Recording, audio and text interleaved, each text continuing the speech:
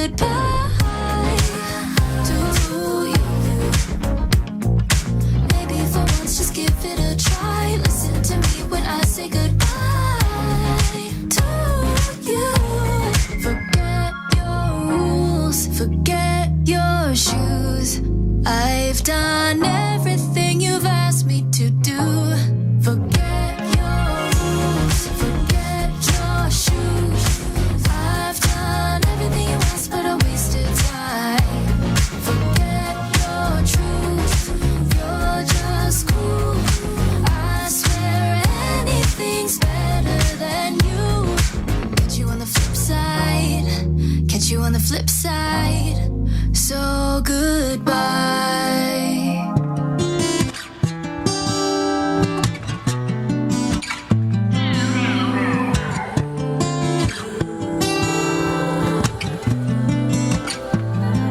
Said you needed space, said you needed more time to think, so you went away. But you still would stay in my dream. Now you're back for more. Why you in my reality? My head closed the door, even though my heart just won't leave. That was then, can't go back. Hurt so bad, had to block out the memory. If we try again, start from scratch. You wanna pick up where we left off, but you've been gone away. You've been gone away so long. Since you've been gone away, you've been gone away so long. I forgot your middle name, I forgot your birthday. You still wear cologne the same, like it in the worst way. You've been gone away. Since you've been gone away, you've been gone away. 50-11 days, 50-11 days, 50-11. I lost count of all of the weeks that you have your way. Wouldn't pick a fight when you'd leave. Now you're back for more.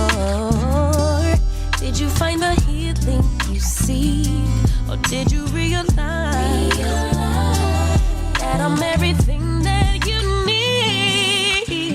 That was then. Go back, hurt so bad. Had to block out the memory. Yeah, started from scratch. You wanna pick up where we left off, but you've been gone away. You've been gone away so long. You've been gone since you've been gone away. You've been gone away so long. I forgot your middle name, I forgot your birthday. You still wear cologne the same, love it in the worst way. You've been gone away since you've been gone away. You've been gone away. I forgot your middle name, I forgot your birthday, your favorite position. Do we still have chemistry? Good morning, Mzansi. Happy Monday. Hopefully you guys are doing good in this not so good weather, but we out here and we're putting in work. It's the Vooka Breakfast Show and we are simulcasting on the Underground Radio, DBN. And we're out here, man, putting in work. My name is Banile. I'm really happy to be here this morning. And yeah, man, it's a Monday and we're drawing closer and closer to the year end. And yeah, man, some of us have plans. Let me know in the comments, what kind of plans do you have for this coming festive season? I know a lot of people want to go shopping and they want to spend all the money that they've earned throughout the entire year.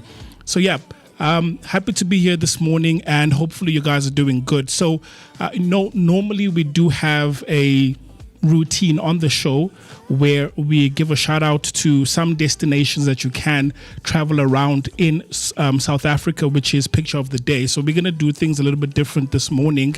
And we've got news, we've got sports, we've got traffic, the weather, just so that you know what's happening in and around Mzansi. But there's quite a lot for us to cover this morning because today we're also going to be having a guest that's going to be joining us at 9:30. And it's all things business on a Monday. We try and promote as much as possible when it comes to entrepreneurship, making sure that we are also aiding our part in creating jobs and making sure that people have that entrepreneurial skill in order for them to succeed out there. So a bit later on, we will be joined by, let me just get the details here quickly.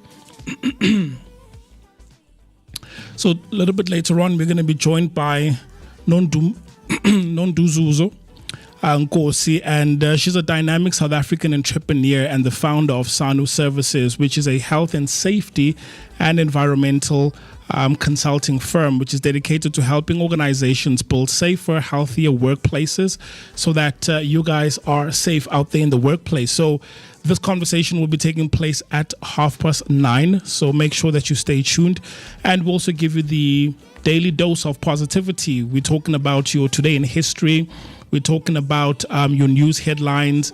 We also have our topical segments. And today is going to be very interesting because we're talking about quiet quitting. Yep.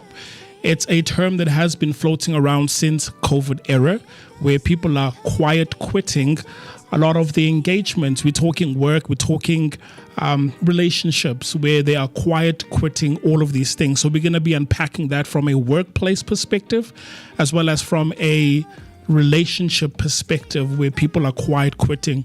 So a lot is in store. Make sure you stay tuned. The hashtag to use is hashtag Vooka Breakfast Show on all social media platforms. And if you want to take the stream on the road, you can always download the Underground Radio app on iOS and Android store. And you can listen to the audio stream of this particular breakfast show. Yep, man, I'm happy to be here. So we're going to take a little short break. And when we come back, I'll give you your news, sports, as well as your traffic so that you start your day on a positive note.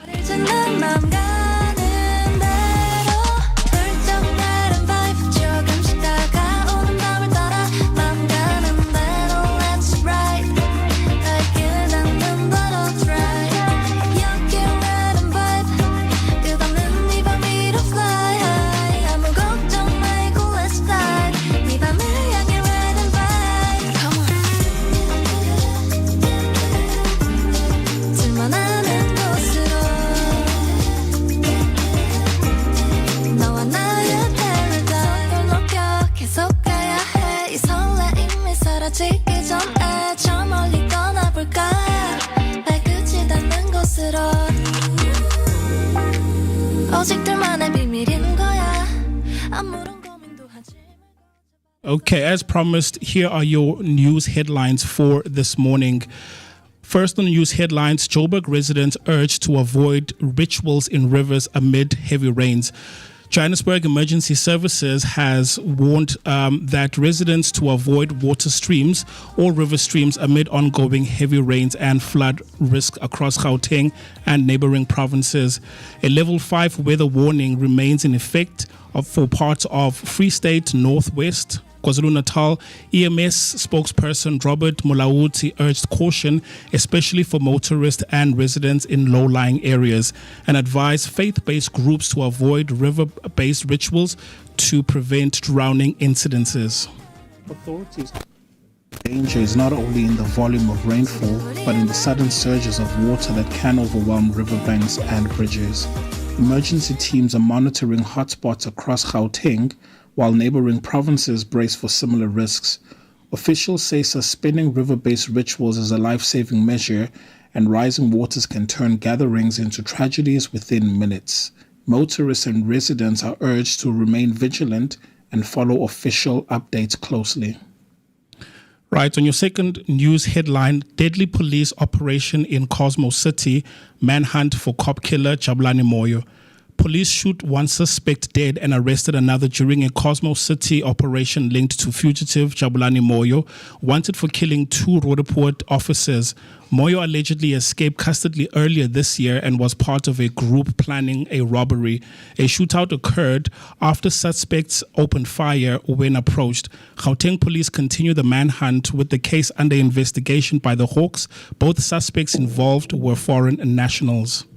Investigators say Moyo remains one of Gauteng's most wanted fugitive, described as armed and dangerous. The Hawks have taken over the case, piecing together how Moyo evaded capture earlier this year. Authorities believe he was planning further criminal activity when the Cosmo City operation unfolded. Police are urging the public to assist with information, stressing that the manhunt is a top priority. Right, on your last news headline, South Africa's G20 summit resilient despite absence of the US.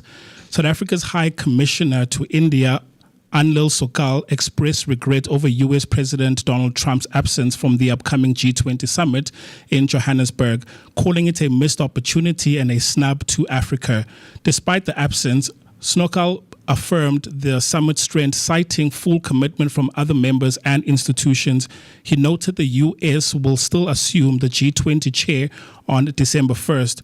Though the symbolic handover remains uncertain, he emphasized that the summit's success lies in the year-long collaborative work, not solely on a final declaration. Diplomatic voices emphasize that the summit's credibility rests on the collective work of its members, not the presence of a single leader.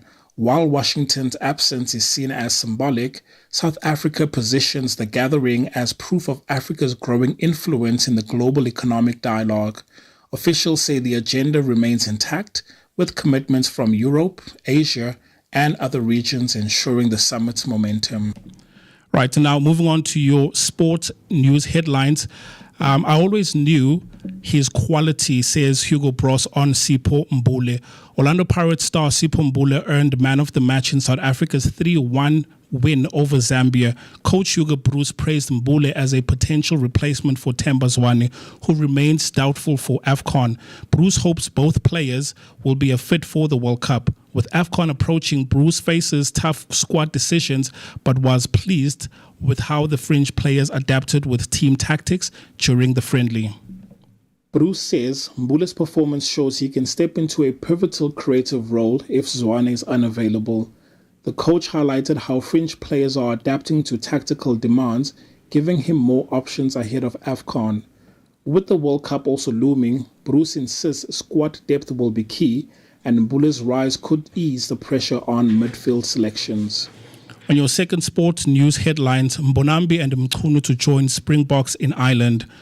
Bongi Mbonambi and Dutugo Mchunu have been called up to join the Springboks in Ireland ahead of the final Castle Lager outgoing tour matches against Ireland and Wales. Coach Rassie Erasmus cited the tour's length and play unavailability for the Wales match as reasons for the call-ups. Mbonambi was on the first standby list while Mchunu's last played against Portugal in 2024. The team will travel from Italy to Dublin on Sunday and begin preparations on Monday. Team management says the reinforcements are crucial to maintaining depth as the squad faces back-to-back fixtures. Mbonambi's experience adds stability in the front row, whilst Mchunu's return offers fresh energy after a year away from international play. The Springboks are expected to begin training in Dublin immediately, with focus shifting to tactical adjustments for Ireland's strong pack. On your last sporting headline, South Africa shook India in low-scoring thriller. South Africa pulled off a stunning 30-run win over India despite trailing on first innings. Simon Hammer starred with 8 wickets, while Themba Bavuma's unbeaten 55 anchored the Proteas' second innings. India missing injured captain Mr. Gill collapsed with 93 all out, chasing 124. Marco Jansen struck early and spinners Hammer and Maharaj sealed the victory. The second test starts in Guwahati on the 22nd of November. Analysts say the victory highlights South Africa's resilience under pressure, with Hammer's spin proving decisive on a tricky pinch. Bavuma's composure at the crease gave the Proteas a fighting chance, and the bowlers capitalized brilliantly. India's collapse has raised questions about their middle order, especially in the absence of Gill. The series now heads to Guwahati, where conditions are expected to favor batsmen. That's it on your news and sports headlines. If you do have any questions, make sure to post on social media and use the hashtag Vooka Breakfast Show on all social media platforms. Now, let's get you safe out on the roads, and let's start with traffic for KZN. First on KZN, a stationary truck on the N3 northbound before Shwangweni interchange middle lane is obstructed, so drive carefully. There's a crash on the N2 northbound after Umgeni interchange. The left lane is open, so please drive carefully. And then lastly, there are road works on the N2 bi-directional between Kwamashu interchange and Umdloti interchange. Make sure you drive carefully. Now moving on to Gauteng, there's a stationary vehicle on the N1 southbound on Garsfontein Road. The left lane is closed, so please drive carefully. There's a crash on the N3 northbound after Van Buren Road. Left lane is closed. Drive carefully. There's a crash, multi-vehicles on the N3 northbound in Kululis interchange. The left lane is closed, so please proceed with caution. And then lastly, there's a crash on the N3 northbound after Motorfontein Road. Right lane is closed, so drive carefully. That's it for your traffic news. If you have any news, make sure to reach out to us on our social media using the hashtag Vooka Breakfast Show, and make sure that you also give us any tips or heads up if there's anything that's on the road. I'm going to give you your financial news after the break, and then once we come back, we're going to start the show and give you your energetic start to your day. And if you want to listen to the stream, the audio-only stream, make sure you head over to your Google Play Store and download Underground Radio app. Or if you're on iOS, you can go to the App Store and download the Underground Radio app and download it from there, and then listen to the Vooka Breakfast Show streaming right there. Or you can also listen to on your browser, going to www.undergroundradiodbn.co.za. So we're going to give you a positive start to your day, and looking forward to all things positivity. I'll see you in a jiffy.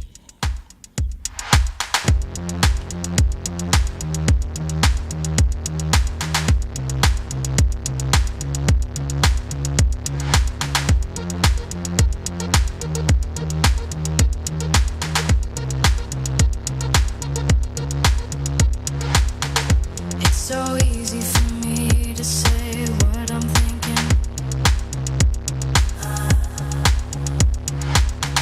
It's so obvious.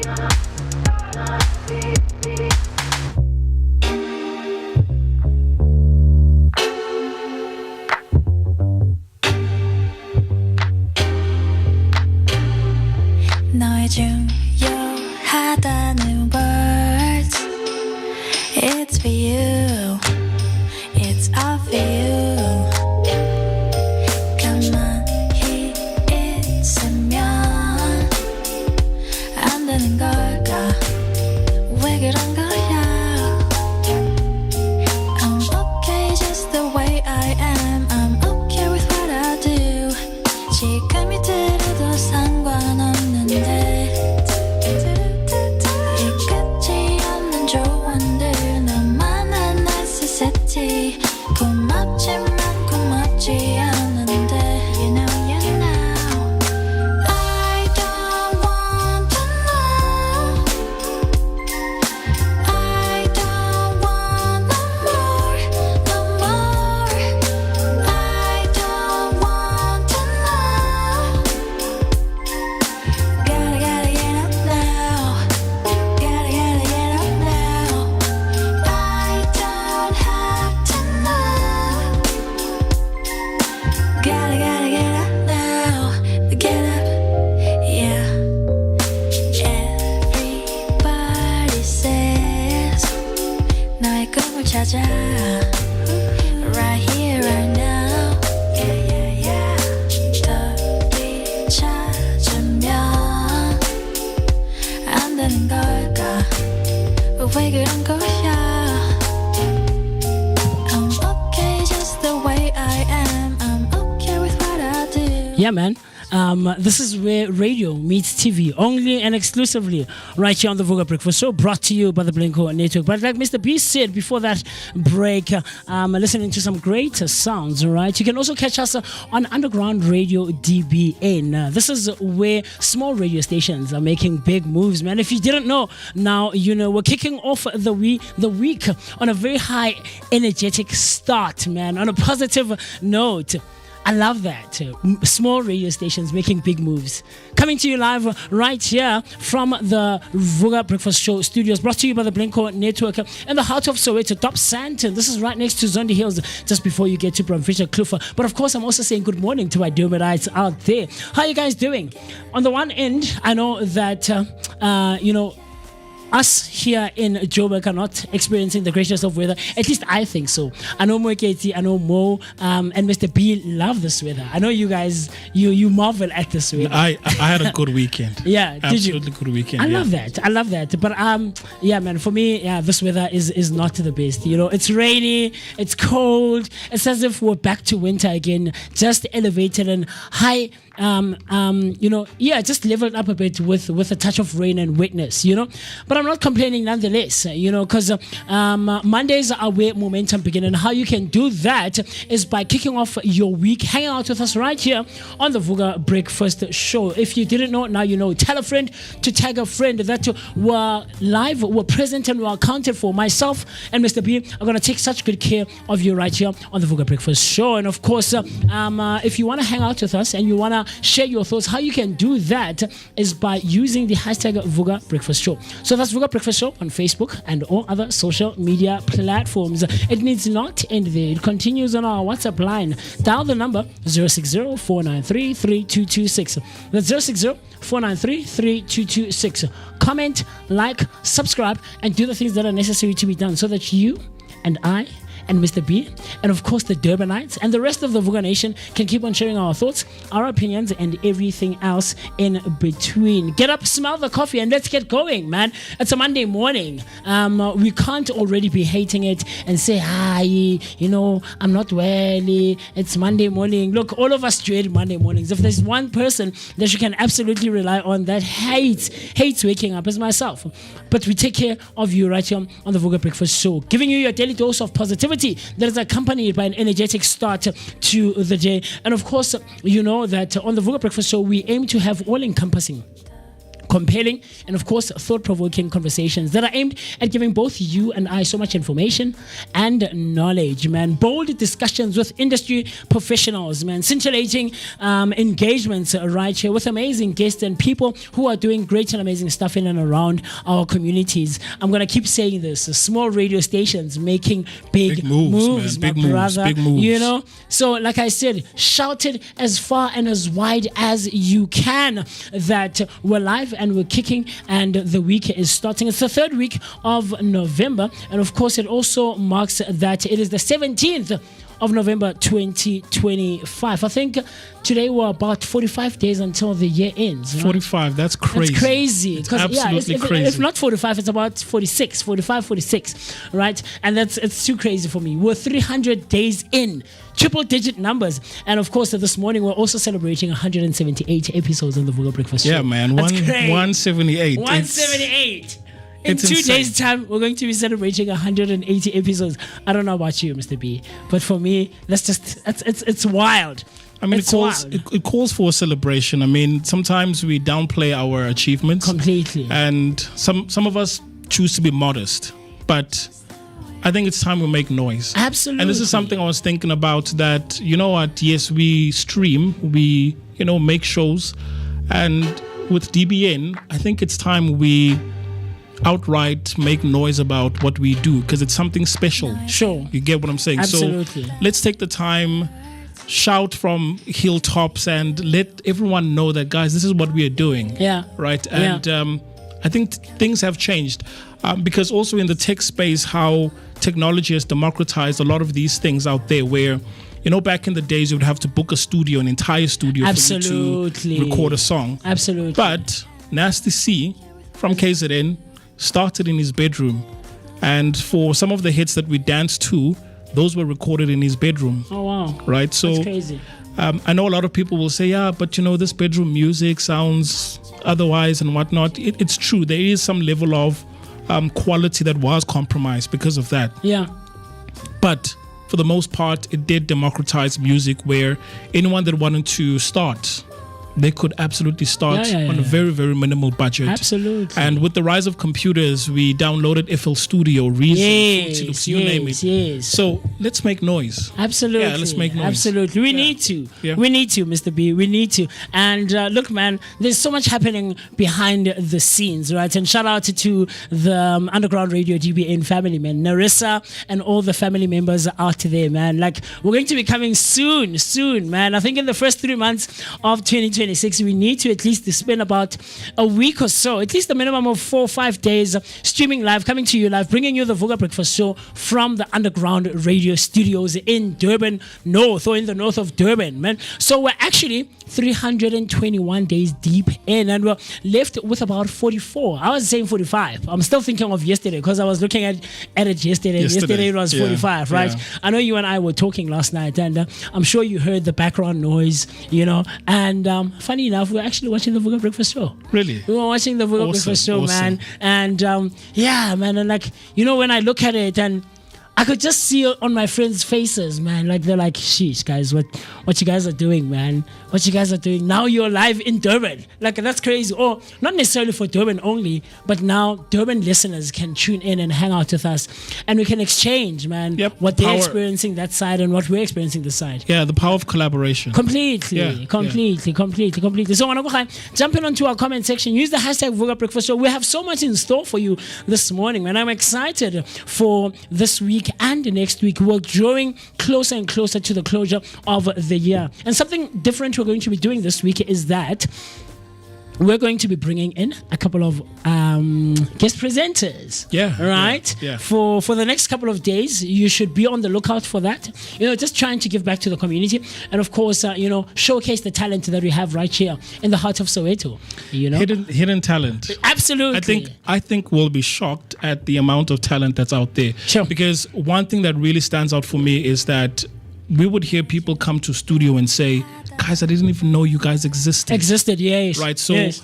I tend to keep an open mind and say, there are people out there that we do not know of right now that are equally, if not more talented than us. So yeah, let them come through. Let's see, what people can do. You might even be shocked that there's someone from the other street. Like on the other street. Yeah. Completely. I'm looking forward to it. No, same I'm here. looking forward to it. I know some of the, the few people that have agreed to come through. It's signed, it's sealed, it's in the bag, and they're going to be coming through in the next couple of days. Yep. They're very excited to come and hang out with us. No, looking forward to it. I was talking with them on the phone, and they're like, MooCee, if it were up to me, me, I was going to spend the entire 8 days with you guys until the year ends, until the last show on the 19th of December. I mean, it starts with the first step. Absolutely. Right. The first step, as soon as they come here, first step, and then we'll see what happens after that. Completely. But super excited as well. I am. So be on the lookout for that. The time right about now is 28 minutes after the hour, 7 o'clock on a fresh Monday morning, the 17th of November 2025. I see a couple of you have jumped onto our WhatsApp. Miss Q Rams, or not our WhatsApp actually, our YouTube comment section, right? Miss Q Rams coming through. Hello, Miss Q Rams. How's it going? Lovely stuff, man. Miss Q Rams are saying good morning, Vooka Nation. This weather is really not my kind of weather, But get sivugile, sibongumusa. Happy blessed day to you all. Completely, we're entirely and utterly, completely grateful for the gift of life, the gift of being, the gift of presence, and the gift of craft, right? And the gift of existence. And we give appreciation and gratefulness to the Almighty. Shout out to you, Miss Kurams. But I'm hating this weather as well. I'm sorry, guys. Sorry, man. I'm the entire weekend, I would love to hear from the Durbanites out there. How was the weekend, man? What was the weather looking like? I know for us this side, we the colloquial term that's used is Mampara week. All right, this past weekend was Mampara weekend, and that's the best time to go shopping.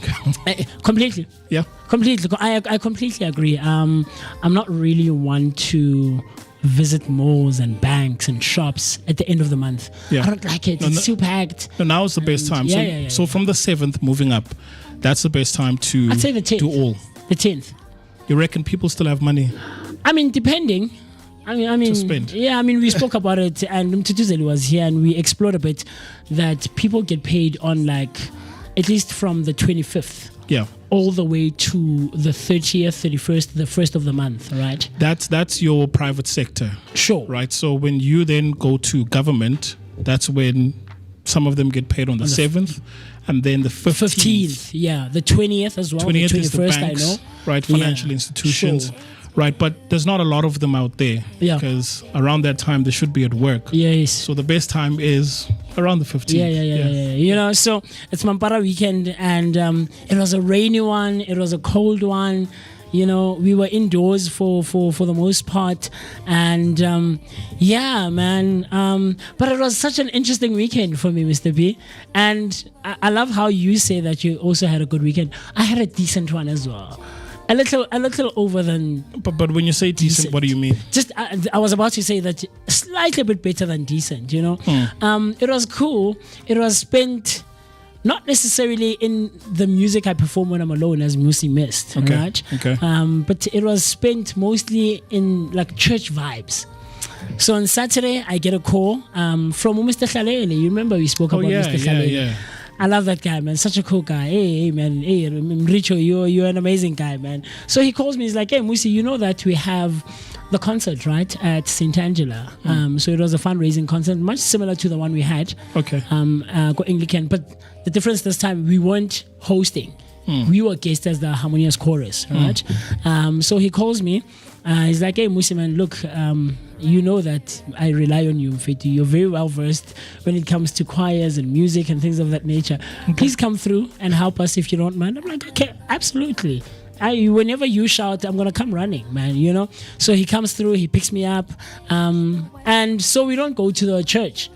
We go Fisher. They were hanging out there, and the senior choir of St. Angela Catholic Church right here in Dobsonville were having a year-end function type of thing, birthday celebration type of thing. The theme was all white. It's just funny. So I get there, they're rocking, they're all white. Did you get the memo? No, I didn't, because this is a last minute thing, right? So they call me up and I go there. He picks me up and we go. So we get there, they're hanging out. It's all white. The table is set. Food is there. They've bride meat and stuff like that. So I'm just there. I'm thinking I'm here to help them music wise. Sure. Just help them prepare for yesterday, for Sunday. A couple of songs just to tighten them up a bit, right? So I do that, but I'm like, okay, So Mr. Khalele is like, if you don't mind, hang out for a bit. We're gonna have something to eat and just chill a bit, So I'm the only young person there. I'm surrounded by all these elders from my parish. Yes. So we do those songs and we hang out. So after eating, I'm like, hey, Mr. Khalele, I'm okay, man. I'm good to go. Whenever you're ready, you can drop me at home again. And then it's like, no, man, we still have some cake. There's some dessert. Now these ladies are like, did MooCee eat? No, have some custard and jelly. No, have some cake. I'm like, guys, no. So that's the decent part. It was interesting. It was quite decent, yeah. I mean, I think it's a good gesture that he thought of you. Yeah. That it's not only work related, sure, but also come through. Like, let's have fun. So that next time when I call you, you don't hesitate. You know what I mean? And you're not reluctant as well. Exactly. Yeah. So I do that, and then it was, hanging out with elders, right? People who are old enough to be your parents. And observing their mannerisms and just how they hang out as adults, you can see that some of the things that we do as young people, they still do. Like, it doesn't change. What changes is, I think, the age bracket. For sure. Yeah. I think personally, nothing ever changes. Sure. It's just that some things cannot be performed or done in front of a younger crowd. Sure. Because I don't want to lose respect for Mr. or Mrs. So-and-so. Sure. So if they choose to stand up and dance and, become happy, and when I say happy, this is a term we use in the location to say that, when someone has consumed a lot of alcohol and they're over the moon, we respectfully so we say they're happy. An adult is happy, yeah. Right? So we don't want to see or hear things. So I would rather prefer that they hang around their own crowd. Yes. And if we are to hang around together, then there's a limit in terms of what how time we part. and interact with each other. Yeah. Exactly. And there's also a time where we need to part ways. Absolutely. Because before it gets too exciting, then that's my cue for me While to we leave. Still keeping it respectful. Sure. And decent, No, because there's always that one outlier. Always. Absolutely. I agree. Just keep it in reason as well, Yeah. So I'm sitting there, and like you say, I couldn't indulge, of course, I don't know, guys. They were doing their own thing because it's their space after all, right? Yeah. So I'm sitting there with a glass of cool drink and I'm just observing and I'm listening. I mean, it was very interesting, man, and they weren't outrageous or anything. It wasn't anything too hectic, but just being there and observing and just, okay. Because we more or less do the same things, the way we interact with each other, the jokes that we make, the inside jokes, things of that nature. So it was quite interesting. And then, of course, I went back home and then I went and I hung out with friends for a couple of hours and then I went home. And then on Sunday, it was the concert there, right? The fundraising concert. So Harmonious Chorus was invited because most of Harmonious Chorus singers, or quite a number of us, or a few of us, are members of the Catholic Church. So, we work quite closely with each other, and they know that the Ikorasi will be there when they send an invite, and a helping hand just. So we get there, we prepare, and things of that nature. So, like I said, I hadn't been to church in a while, right? Or to my own parish at least, because a couple of weeks ago I started going, but not to my parish. For sure. So a lot of them were seeing me for the first time after a while. So I get there, it's like, MooCee, how are you doing? It's been a while. And people came out and supported, actually. People came out and supported, and they were surprised that I'm conducting the senior choir. But how, Chief, you haven't been to church in a while, so where did you meet these people? So it was quite interesting, man. It was quite interesting. And then, of course, the chorus came through and did their thing, man. Hey, Harmonious Chorus, shout out to the Harmonious Chorus. And man, next week on the 29th, the Harmonious Chorus is having their showcase, Mr. P. And the theme is Voices Without Borders. Voices Without Borders. So it's going to be slightly different to the one that you attended. This one is a black tie event. You're going to come there, sit. It's a very operatic type of style of singing. So I myself as MooCee Mist, I'm going to be doing Are you going to be conducting there? This time I'm going to be performing. Okay. I think I might conduct one or two songs. I play quite a few roles. I conduct, I sing, I play the percussion as well. But I am going to be giving one or two renditions on my own. with a pianist. Very, very professional type of style. So we're in preparation of that. And so we thought yesterday would be a good opportunity as well to just extend the invitation to everyone else and tell them that, yeah, man, Voices Without Borders, the Harmonious Chorus Showcase is going to be live on the 29th of November. At the Morris Isaacson Center for Music. Yeah, that's the venue. So is there any other collaborations? Is there any other choir? No. So we're just using the venue. Them. It's purely us. Okay. It's purely us as the Harmonious Chorus. So we're just using the venue, as a venue, basically. Sure. But no collaboration with the center in itself. You know. So I think it's gonna be a cool one, man. It's gonna be a very cool one. Nice. So we're preparing for that. Nommy says she's quite interested in coming. So we will wait and see. So this is a Saturday. On a Saturday, it's gonna start on. It's gonna start at 5 p.m. in the afternoon, all the way to about 8 or 9ish. We don't want to keep people for too long. If we're dragging it for long, it's gonna be like 7:30 for 8. Okay. But if things go our way, a 2-hour show is more than enough. For sure. With an intermission in between of about 15 to 20 minutes, get some refreshments, run to the loo quickly, and then come back and still enjoy some great music, man. So Harmonious Chorus was out there. We did our thing. It was great. And I had quite a few songs that I sang myself, and people were sitting there. I think it was a very, Lento Yoguti, it's been a while since you last indulged in something, whether music or food or watching a series or something, and it's been quite a while. So the feeling I got from the audience, because most of them were parishioners, it was like, Chief, but why are you denying us this, man? You haven't been coming to church for so long. It was like, Chief, please. So what they're looking for is that every Sunday, they should experience this. Yes. Okay. Yeah, and I felt that as well. That I shouldn't keep this to myself. I should come to church and make use of my craft Absolutely. as best as I can, and just in worship and praising, and giving back and helping people get closer to their God. Individually. So it was quite cool, man. That's I say it was actually a nice weekend. It was cold. It was rainy. But it was a cool weekend, man. And then, of course, after the concert, we hung out with friends, like you heard over the phone. And we ended it nice, clean, safe. Everyone went home at a decent hour. And this morning we're here. Dope, man. It was cool, man. Very proper stuff. So Zinzi came through as well. Hello, Zinzi. Zinzi came through on our comment section on YouTube saying, good morning, Vooka team and Vooka Nation. Hope you all are keeping well. Sivugile team, and I can't agree more with Miss Q Rams. This weather, hi Shem. But we soldier on. #Vooka Breakfast Row. So I'm not alone. I'm not alone, Mr. P. I know last week Friday I was the only one, and the stats were, not on my side. So I'll say this: that when it comes to working from home, I know a lot of people enjoy this weather, more especially if they don't have to do much traveling. Yeah, I do understand that if I were to travel in this weather, at some point it would become weather that I would probably not like. Well, also depending on the type of transport that I use as well. Yes, if you're driving or public transport. Yeah, because if I'm driving, then it's okay. Right? But we know that if the roads are wet, there's a lot of traffic on the road.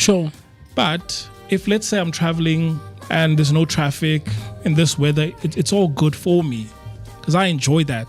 But the moment I start using public transport, that's when it becomes a drag.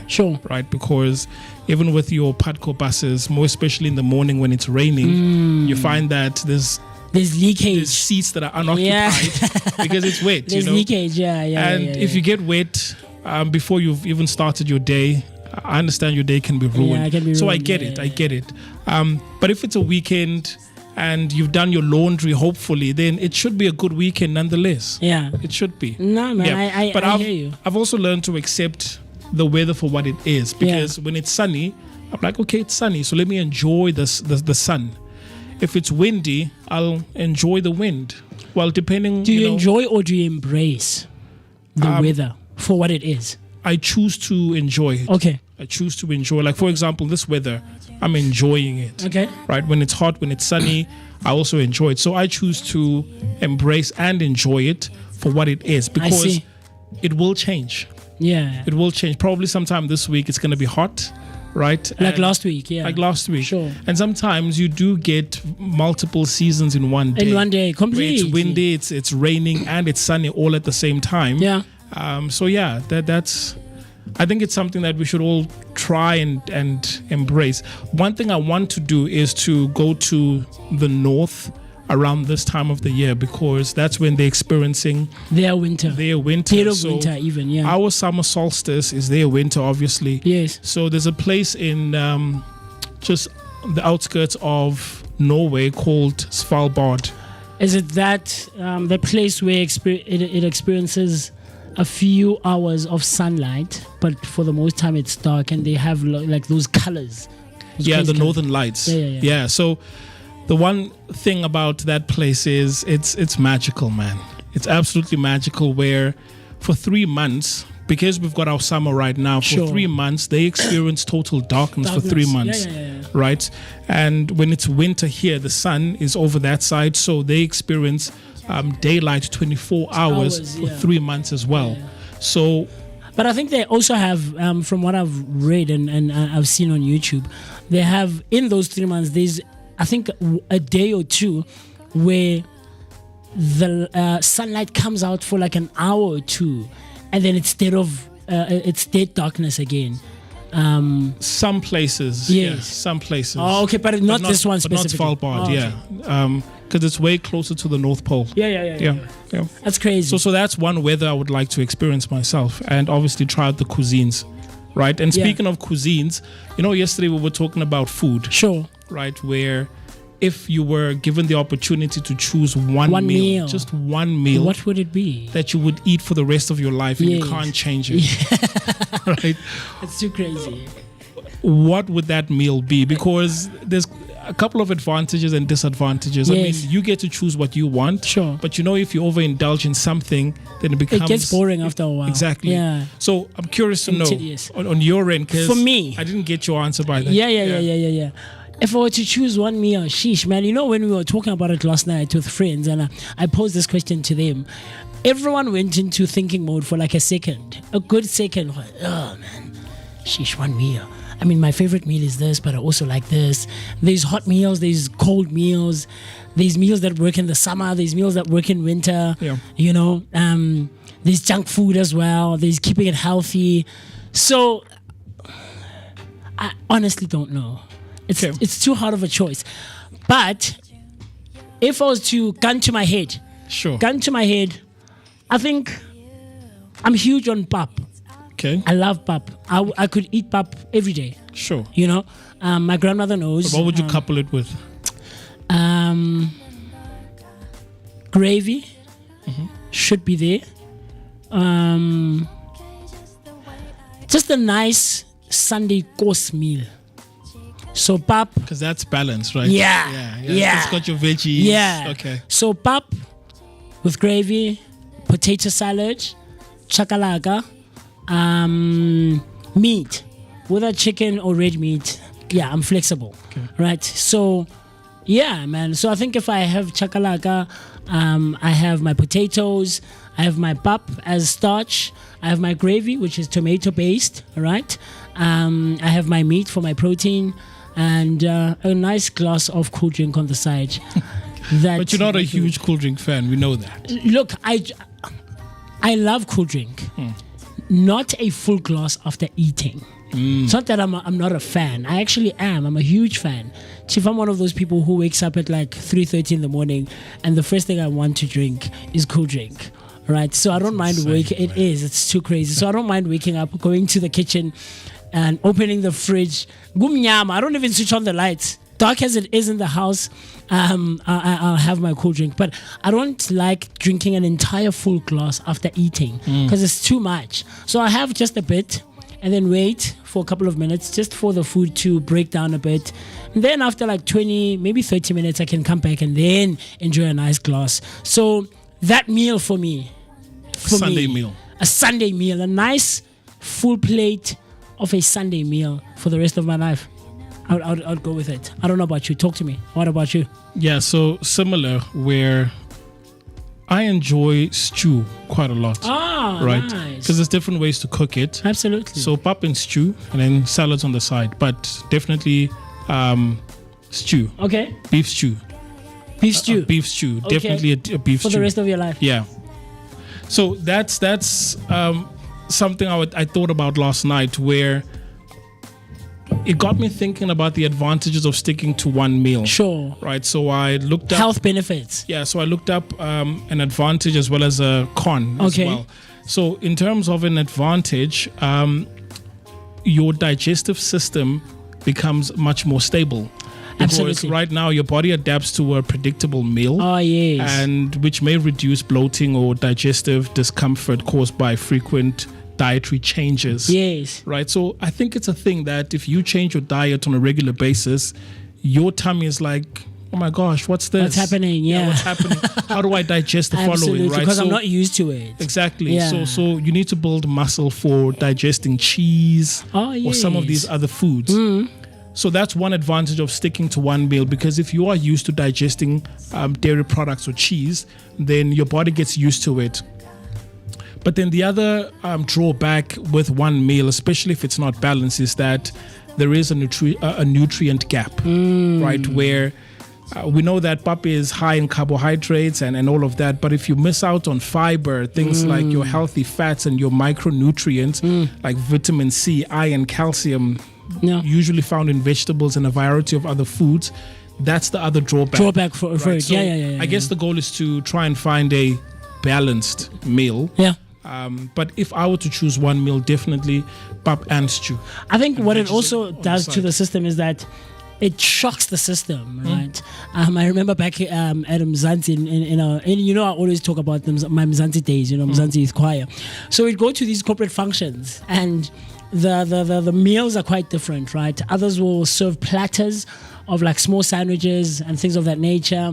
Then others will give you like a nice decent meal where there's, and this is where I think a lot of people and I are going to like be on opposite ends in terms of how you like your steak or your red meat. Okay. All right. I'm a very well done person. Sure. Chief, no, I don't want to see red. I can eat it because it's prepared, it's there on my plate, But if I have choice, very well done. My brother even knows. I remember this one time we went, I don't know what restaurant it was, and so we're ordering, and he's like, no, for him, please, very. Chief, make sure that it's very well done. So I would, so we'd be there, just decent meals, maybe fish or whatever. There'd also be a green salad. So most of the time, I'd be the one to advocate, guys, make use of these greens. Eat the greens, guys. Eat the greens, because they might not necessarily taste that great or be your favorite, but your system needs them. For sure. From time to time, 100%. try to regulate. Yeah. And like Queen, Mapule doesn't eat veggies. She doesn't. Yeah, remember? Really? Yeah. That Saturday when we came back from the Vooka, we were hanging out here with Mr. D and Abu Queen and all of these guys, Nokotase, and Mapule is like, I'm not actually veggie. Mapule, you have to make use of veggies, guys, even if you don't like them. And I know they don't taste great for the most part. Right? I love veggies. They taste great. I don't love them, but I eat them. Like I say, even on my own meal that I would have for the rest of my life, I try to have like a nice, I'd add in a green salad actually. Yeah, so chakalaka, potato salad, and a green salad, right? I don't like them, but I eat them. I eat them because I know the system needs them. And so that when I do eat them eventually, my system is not shocked. So that's what happens for a lot of people, especially when they eat hot food as well. Sometimes you find out later in your adult life that actually my stomach can't take hot food. Yeah. Because you barely ever eat those kinds of things. So I was told to line my Flatten your stomach walls. My tummy walls with milk or yogurt. Yes. Apparently that helps. Yes. Something I haven't tried, but in terms of hot food, it's something I stay away from. Really? Completely? Yeah, because if I consume anything hot later during the day or in the morning, It's going to come back for you. Yeah, so it's me and the bathroom got a date. I see you. Yeah. I got used to hot food quite earlier on. My brother and I, we eat the hottest of hot sauces. Sure. There's a limit I do have.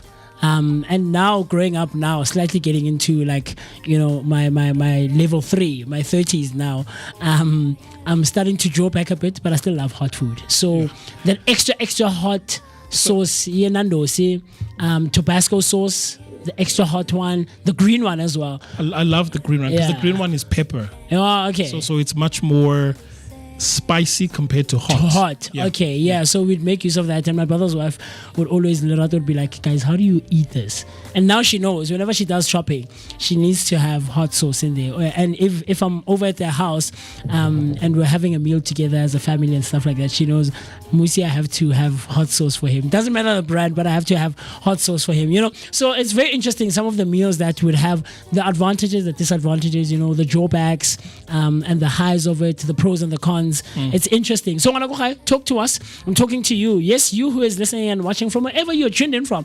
If you had one meal every day for the rest of your life, what would it be?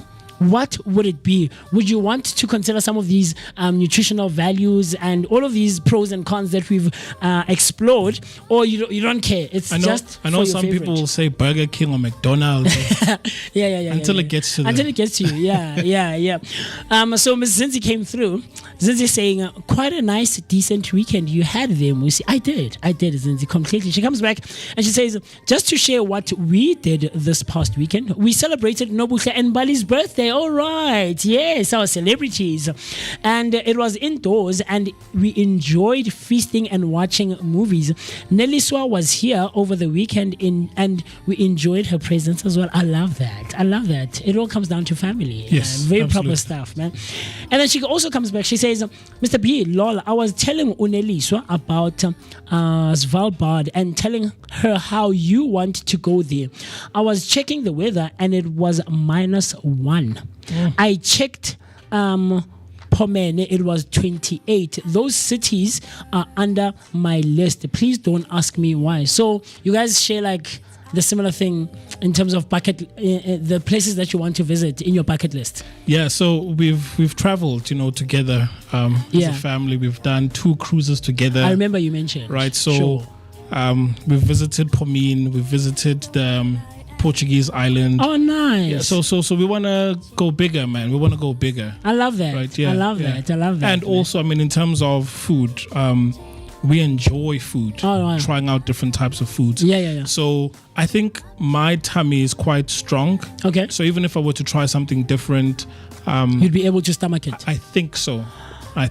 Yeah, I couldn't. I think the one thing that really puts me at a disadvantage in terms of traveling is cuisine. Because I don't like admitting this about myself, but I'm quite a picky eater. I am. I'm quite a picky eater. I'm sure you might have realized throughout the year, man. You've seen those videos on TikTok where, more especially when it comes to street food, I think street food is probably the best food out there. It is. So for you to get the authentic taste of the place, you need to buy street food. And I've seen it also like in your UK where they serve spud, that huge potato with stuffings in it. With stuffings, So it's street food. It puts me at a disadvantage for me. Yeah, traveling. That's where because you remember I told you that I really considered doing that, teaching English overseas, specifically in South Korea. And as I was exploring and I was researching and trying to wrap my head around it, there's this girl who went for about 2 years or something. She's from Kempton Park, and I really consumed her channel like no one's business. And she takes you through her journey from registering, applying, some of the things you need to know when you apply and things of that nature. And then something else was food when she gets there, and she's like, yeah guys, hey, the food here, hey, something else, so from the first day they got there, they don't go straight to their venues or where their accommodations. Actually, they go to that center where everyone meets from all over the world, right? And it's an orientation basically. Then there's lunch that's served. The first shock was making use of chopsticks. Okay. Though they do have cutlery, right? Plastic knives and forks and spoons. And the food, man. Imagine it's your first day. You've been on a flight for hours and hours. Obviously, maybe on the flight you had chicken or beef, fish, things of that nature. Simple stuff, things that you're used to. But then you get there, chopsticks are a culture shock. Yep. You've probably never made use of chopsticks. And then there's like stuff that you've never seen ever. Because, like Asian countries eat slightly different to what we do here, at home, specifically the south of Africa as well. Because I know there are other African countries that also make use of other foods that we don't really consume as Southern Africans, So I think that's what puts me at a disadvantage. In terms of traveling, the cuisine, even in other provinces, right here at home, there's things that I know, Chief, because I'm a picky eater. Even in shops, like there's shops that I wouldn't touch, man. So I don't know.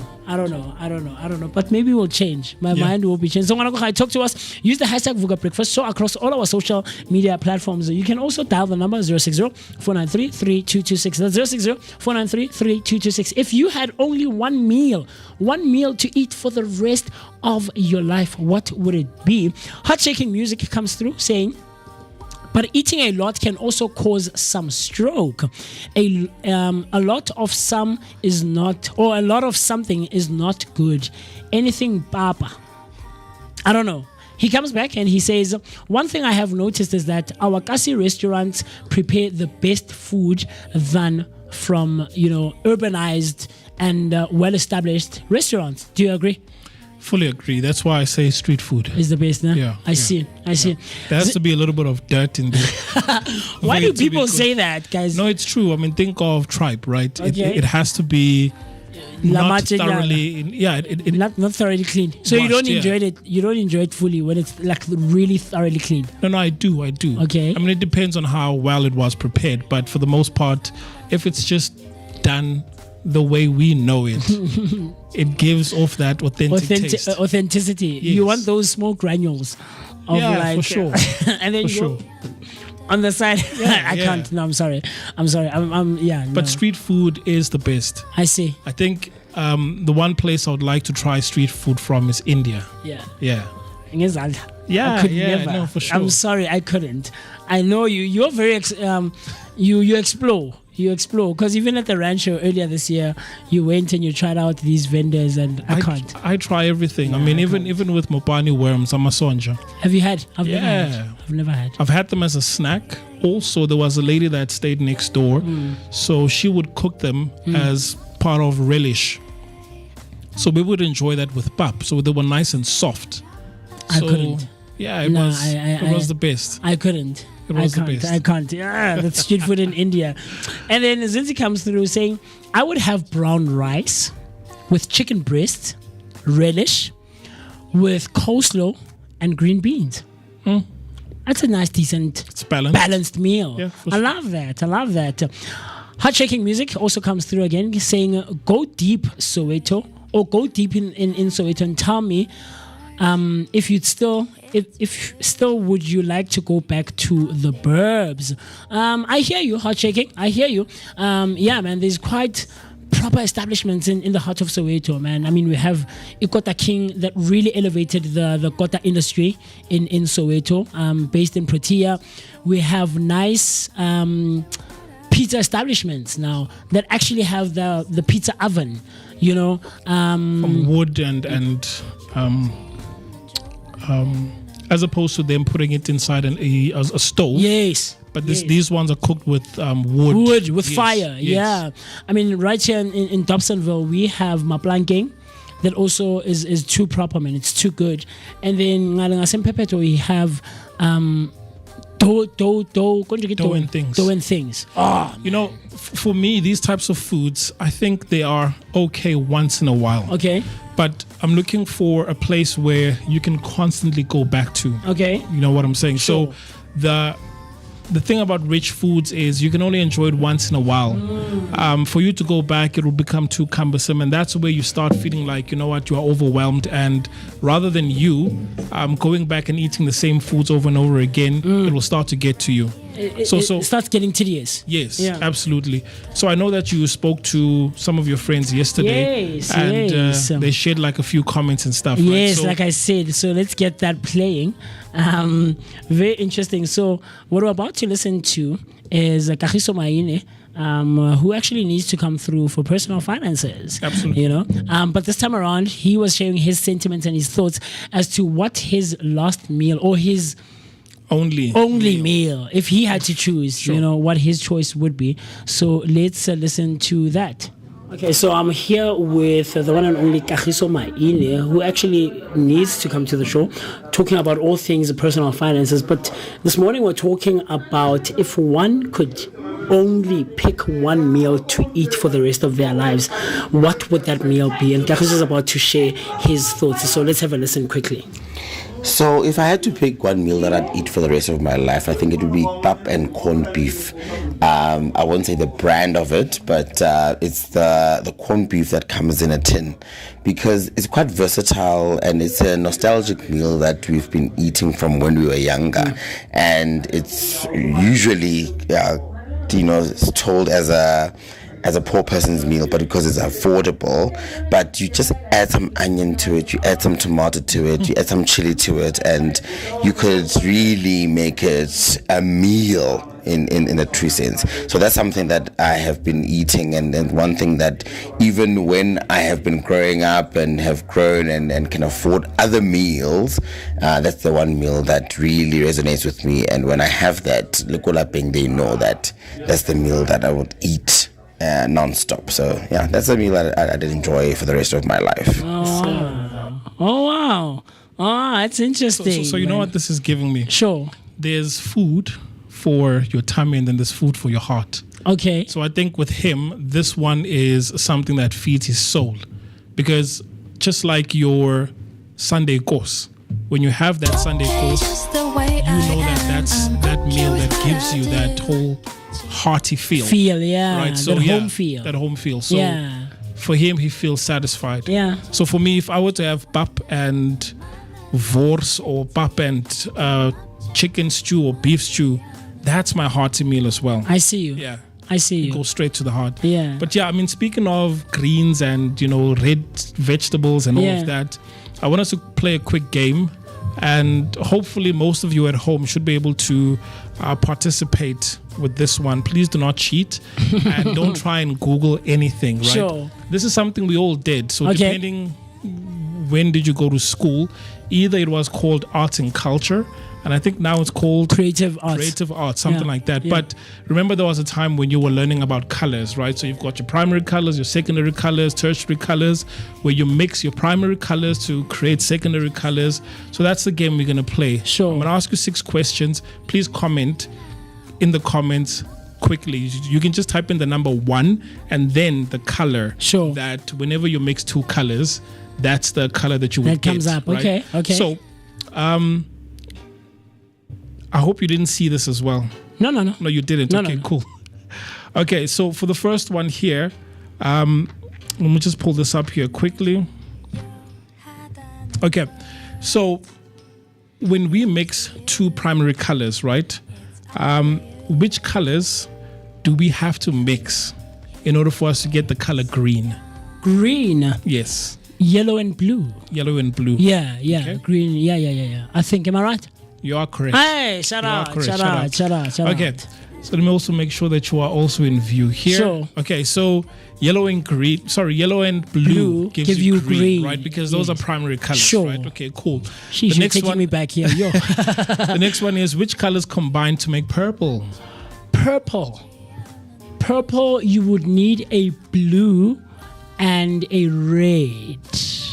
I think. Okay, So so MooCee says blue and red.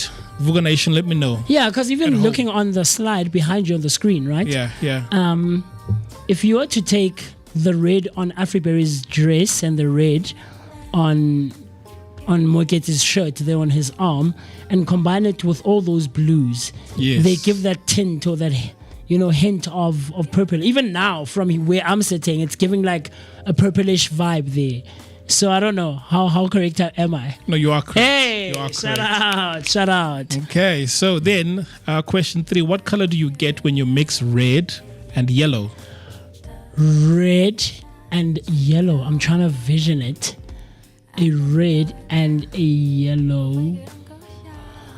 It's not that complicated. Red and yellow. I'm thinking a hint of pink.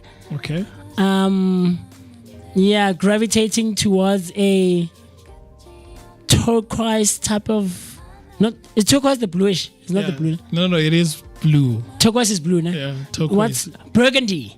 Is it like Burgundy is maroonish, right? Yeah, so I'm getting like that pinkish, maroonish, burgundish feel. I don't know how. Okay, Vooka Nation, let me know when you mix the two colors together, where you mix red and yellow. Yeah. Which color do you get? Yeah. Okay, so I'll reveal this at the end. Okay, no worries.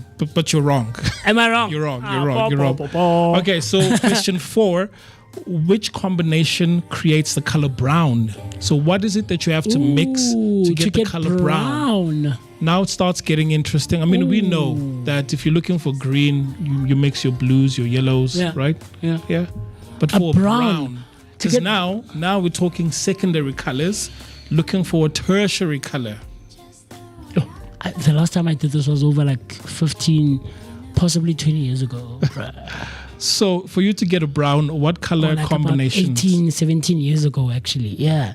Brown. So brown is like also a breakaway of like your mustards, your yellowish, right? But getting a bit darker and darker. Yeah. Like I'm looking at your shirt now. But to get like a brown. Brown.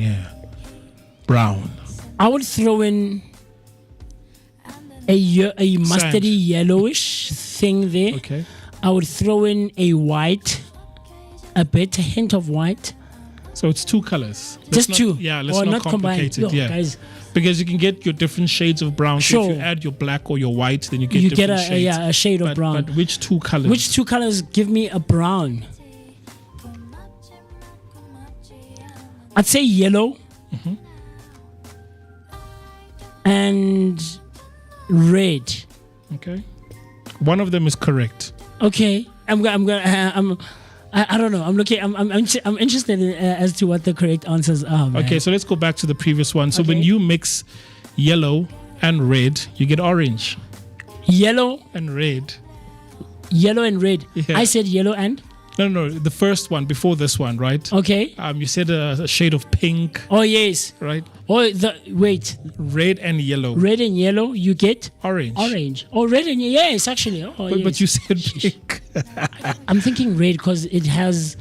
Yeah. The lighter it gets, the pinkier it gets, or something. Sure. Like that. Anyway. True. Okay. But red and yellow gives you orange. Right? Yeah. Actually, heartwarming, heart-shaking music came through. Actually, said red plus yellow is brown. Red plus yellow is brown. No, it's orange. Is he wrong? Yeah, it's wrong. It's wrong. Red and yellow give you orange. Zinzi came through saying orange as well, so I think she was answering that. Which one? Is it number 3? Did you type 3? She didn't type in the number, but she's saying, I think brown is a combination of blue and yellow, but for the red and yellow give you orange. She commented orange when I said pink, right? Heart shaking says red plus yellow is brown. Red plus yellow is orange. Okay, so he's wrong. Yes. So Zinzi was right. No.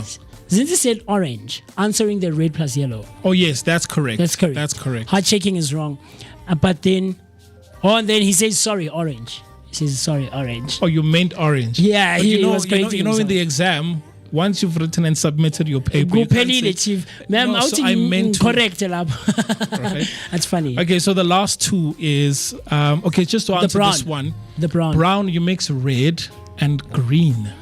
Red and green, because Zinzi says green I think brown is a combination of blue and yellow. No. Red and green. Remember, blue and yellow gives you green. Yes. Red and green. Red and green. You wouldn't think of that, yeah, right? I wouldn't. Yeah, but red and green gives you brown. Red and green. That's interesting. Yeah. Very. Quite interesting. Red and green. Wow. Okay, do you have more?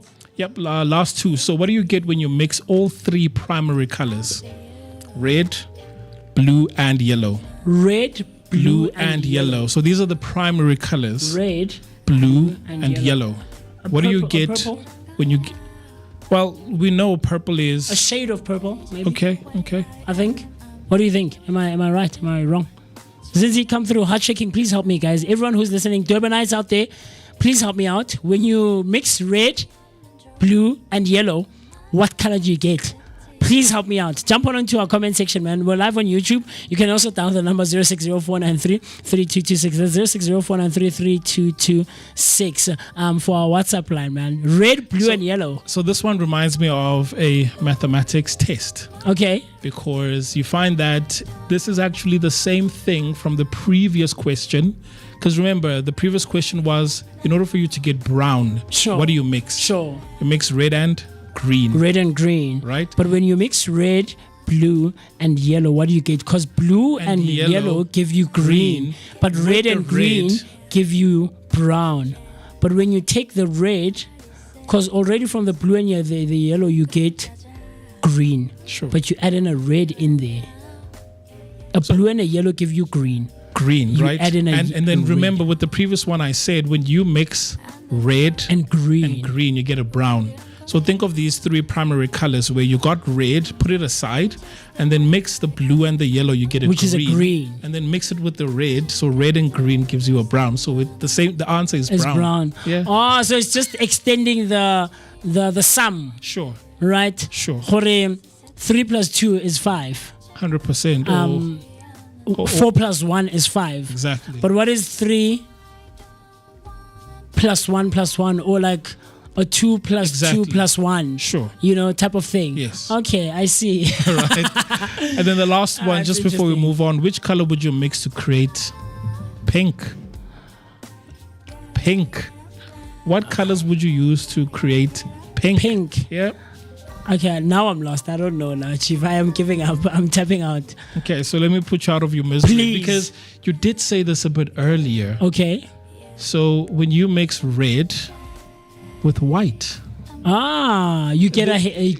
get pink. Yes. So Because it's light red and brings in white. that lighter shade. Yes. Oh wow. yes. These are interesting. Sheesh, you're taking me back. This is like from like 17, 18 years ago when we did primary colors, secondary colors, and tertiary colors Tertiary in colours, arts and right. culture. Yeah. Yeah, very And then, interesting. and then nowadays, people would say, no, it's not pink, it's salmon. Come on, guys, that's pink. But I know there are people that are able to distinguish between these colors. Yes. I'm not one of them. I'm also not one of them. So there's different shades, like this is an olive green. I think I can tell if color is olive green. Okay.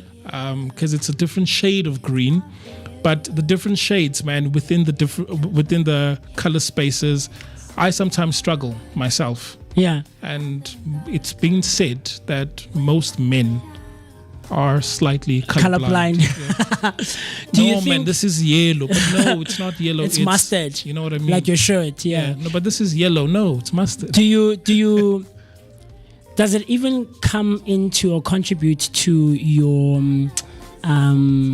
mixing of colors in terms of your outfits? How good are you in that? I'm terrible. Are you? Yeah, like extremely terrible.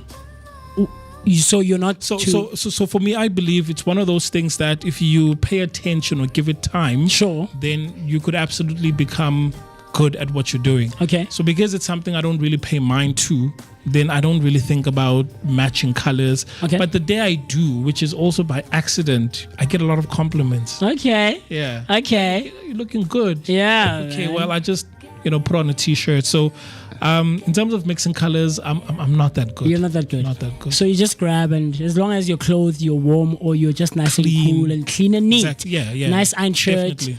clean jeans, Sure. clean sneakers. You're cool. I know you like your caps as well. Yep. Okay. I think I'm not too bad. I'm not too bad. No, you were not. You were not. I think in mixing my colors in terms of my outfits. Oh, outfits, I okay. really try to. But you're more on the earthy side of colors. I'm starting to notice that I am actually. Yeah. Now that I'm slowly growing up, I like my greens, my browns, but maybe not earthy, but I like tones that are Mellow. Sure. So a nice blue, a black, a white, a brown, and a green. And then what about your bright colors? Would you put on a orange t-shirt?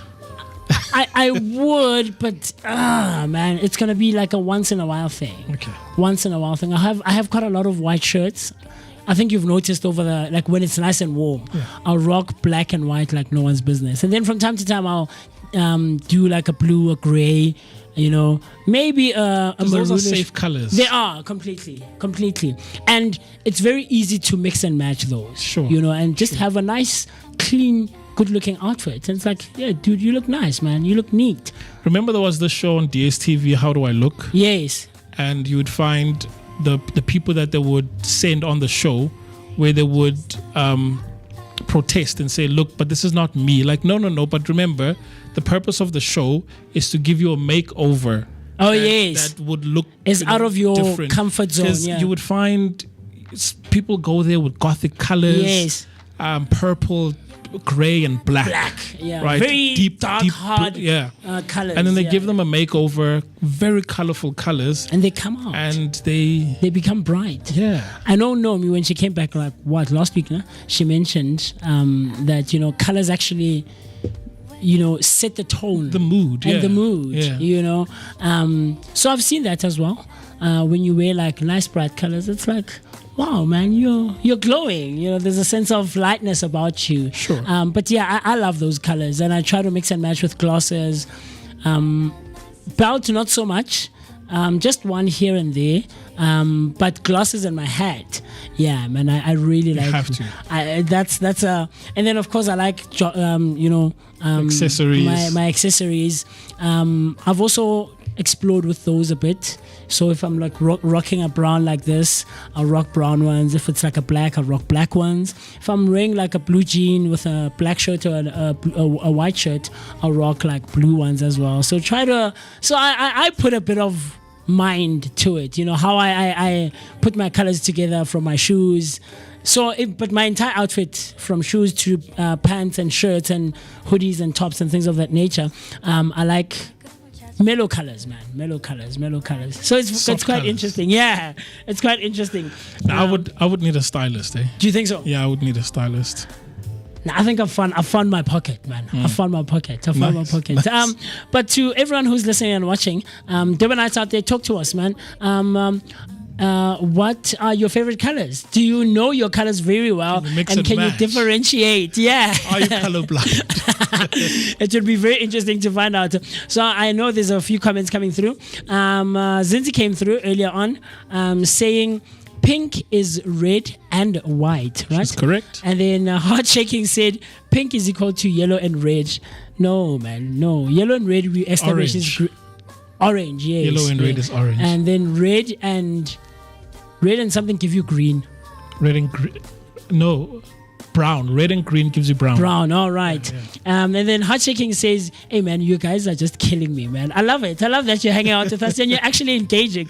Nice one, Heart Shaking. He comes back and he says, Mina, I wear just not to be naked. There are people like that. No, just to be clothed, he's man. killing me. Just to be clothed. But there's something that Heart Shaking mentioned earlier on, Mr. B. Just as we were talking about, you know, the food and cuisine and things of that nature, and the last meal that you would have, he comes through.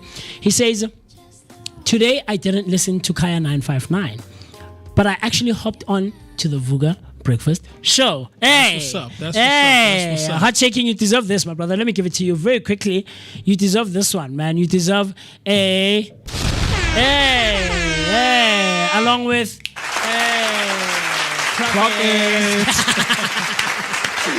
I love it. Shout out to you, man. Spread it as wide and as far as you can. Tell everyone that the Vooka Breakfast Show is live and kicking and we're hanging out and we're having a great time. Look, we've been talking for a while, right? And the time right about now is 21 minutes after the hour, 8 o'clock on a Monday morning, the 17th of November, 2025. We're talking all things colors. We're talking all things meals. If you had one meal, you could choose only one meal to have for the rest of your life, what would it be? Come on through to our comment section. Use the hashtag Vooka Breakfast Show. So that's Vooka Breakfast Show on Facebook and all other social media platforms. Also dial the number 060-493-3226. So that's 060-493-3226. That's for our WhatsApp line. A huge shout out also to our Durbanites out there. Talk to us, man. If you're listening out there from Durban on Underground Radio, what would your last meal be? Would you go burger? Would you go pizza? Would you go fast fast food restaurants, would you consider nutrients and all those drawbacks and health implications and everything else in between? So can I throw a spin? Talk to me. So let's just say you couldn't get sick, and health wasn't a factor. Would your meal change? It would. What would it be? I love burgers. Burgers, okay. I Cool. love burgers. I love ribs as well. But that's 2 meals. So No, I'm saying like I'm caught in between quite Okay. a few things. So burgers, meals, and pizza. sure. One of those 3. Fast I'd be- food. Yeah, fast food. Yeah, for burgers, I think burger, man. A nice juicy burger. Double patty, melted cheese in between. I don't No. like tomato, but tomato, of course. No avo. No avo. No avo. Hey, guys, I'm sorry. I'm not an avo eater. I know I say I advocate for eating veggies, Yeah. right? But avo, no, guys. No, You're missing no, out, Yeah, man. no, You're no, I'm not missing missing out. I've had avo, No, guys. you It's are not- missing out. I've had pumpkin. Pumpkin is not nice, guys. We can agree. I But think. there's a difference between avo and pumpkin. No, but I think we can agree that pumpkin, avo, those types No, of they're things, not. They're not in the same league. they're not in the same league. I'll give you that. But I've tasted them, and I'm not missing out. I'm okay. Thank you. It can miss me.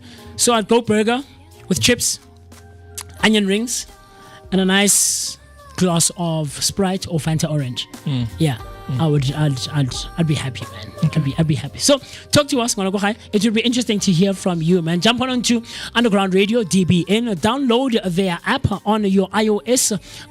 If you're using iOS, you mentioned it's the Play Store, right? Yeah, App Store. It's The called App Store. Yeah. For Play Store is iOS. Android. Yeah. But for Android, you can jump onto your Play Store, download the Underground Radio DBN app, and you can hang out with us. But of course, if you are, hanging out and you have access to a phone, a laptop, or of course an iPad or a Smart tablet, TV. a smart TV as well, jump onto YouTube, hang out with us. Just type in Vooka Breakfast Show. That's Vooka with a VOOKA.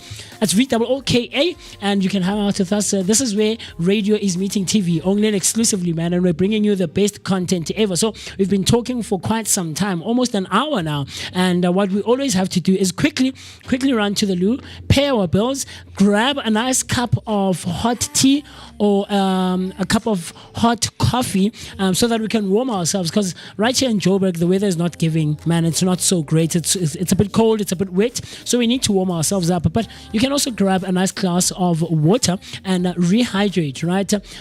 So you and I and Mr. B and the rest of the Vooka Nation can see each other right after the break. Cool stuff. 지금이 들어도 상관없는데 이 끝이 없는 조언들 너만 만날 수 있었지 고맙지만 고맙지 않은데 You know I don't want to know I don't want no more I don't want to know Gotta get up now Gotta get up now I don't have to know Gotta get up now Get up, yeah Everybody says 너의 꿈을 찾아 Right here, right now 너를 찾으면 안 되는 걸까 왜 그런 거야 I'm okay just the way I am I'm okay with what I do 지금이 들어도 상관없는데 이 끝이 없는 조언들 너만 만날 수 있었지 고맙지만 고맙지 않은데 You know I don't want to know I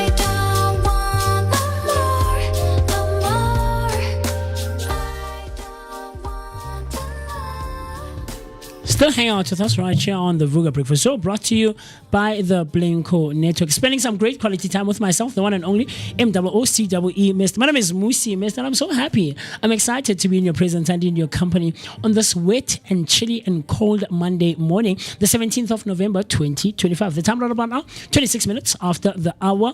8 o'clock, man, and we're still giving you your daily dose of positivity that is accompanied by an energetic start to the day, kicking off the week on a high and positive note, man. Yes, Mondays sir. are where momentum begin, right? And this is where you set the mood for the rest of your week. Talk to us.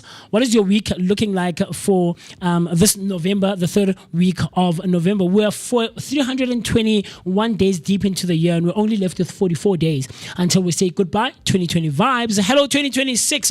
What are you most looking forward to in the coming year? I know we've been talking quite a lot about year-end fatigue, and a lot of people are It's a thing. experiencing it. It is completely. I really didn't think much of it, but now I'm starting to realize that a lot of people are experiencing it. You Yeah, know? because there's a difference between burnout as well as Yeah. I remember fatigue. you mentioned last Yeah, week. Yeah. So it's quite interesting. How you and I can connect with each other is by you using the hashtag Vooka Breakfast Show. So that's Vooka Breakfast Show on Facebook and all other social media platforms. It continues on our WhatsApp line. Dial the number 060-493-3226. That's 060-493-3226. Look, I also take cognizance of the fact that some of you might not necessarily have Wi-Fi and might have data challenges. What you can do, jump onto your Play Store if you're using an Android phone like myself. But of course, if you're an iOS user, you can also jump onto the App Store. The App Store. Download the Underground Radio DBN app. It's there. It's very uses less data. less data than if you were to jump onto YouTube, right? If you don't have Wi-Fi, so do that because we try to mix and match and we try to balance each other, chief, Guys, man. it's in this surreal economy. Yeah, I was man. about to say things are not so cheap, man. Cost of And living today is cupcakes. is it his birthday? Yeah, yeah. Cupcakes. That's funny. But we'll talk about that. We will definitely. So earlier when we were talking about food, today we're also celebrating National Homemade Bread Day. Homemade bread. Yeah, homemade bread day. wow. So today you should, if you can, put out the flour, grab whatever you need, yeast and whatnot, and make bread at home rather than buying it. Oh wow. Okay, because today is National Homemade Bread Day. And steamed bread, or itombolo, Yes. it's still bread. Yes, it is. Right? It is. It It is is. bread, Yes, you're steamed right. bread. Yes. So the National Homemade Bread Day is celebrated every year on November 17th to honor the comforting tradition of baking bread from scratch and reconnecting with warmth or the warmth of home kitchens. Ah, yes, because Right. it does bring in like It that does. home hearty, warm feeling, man. Yes, yeah. yes. I mean, there's a difference when you have your Sunday course, but instead of rice or pap, they added steamed bread. Oh or yes, itombolo. itombolo. You can tell that this was made at home. and it's made with love, Exactly, man.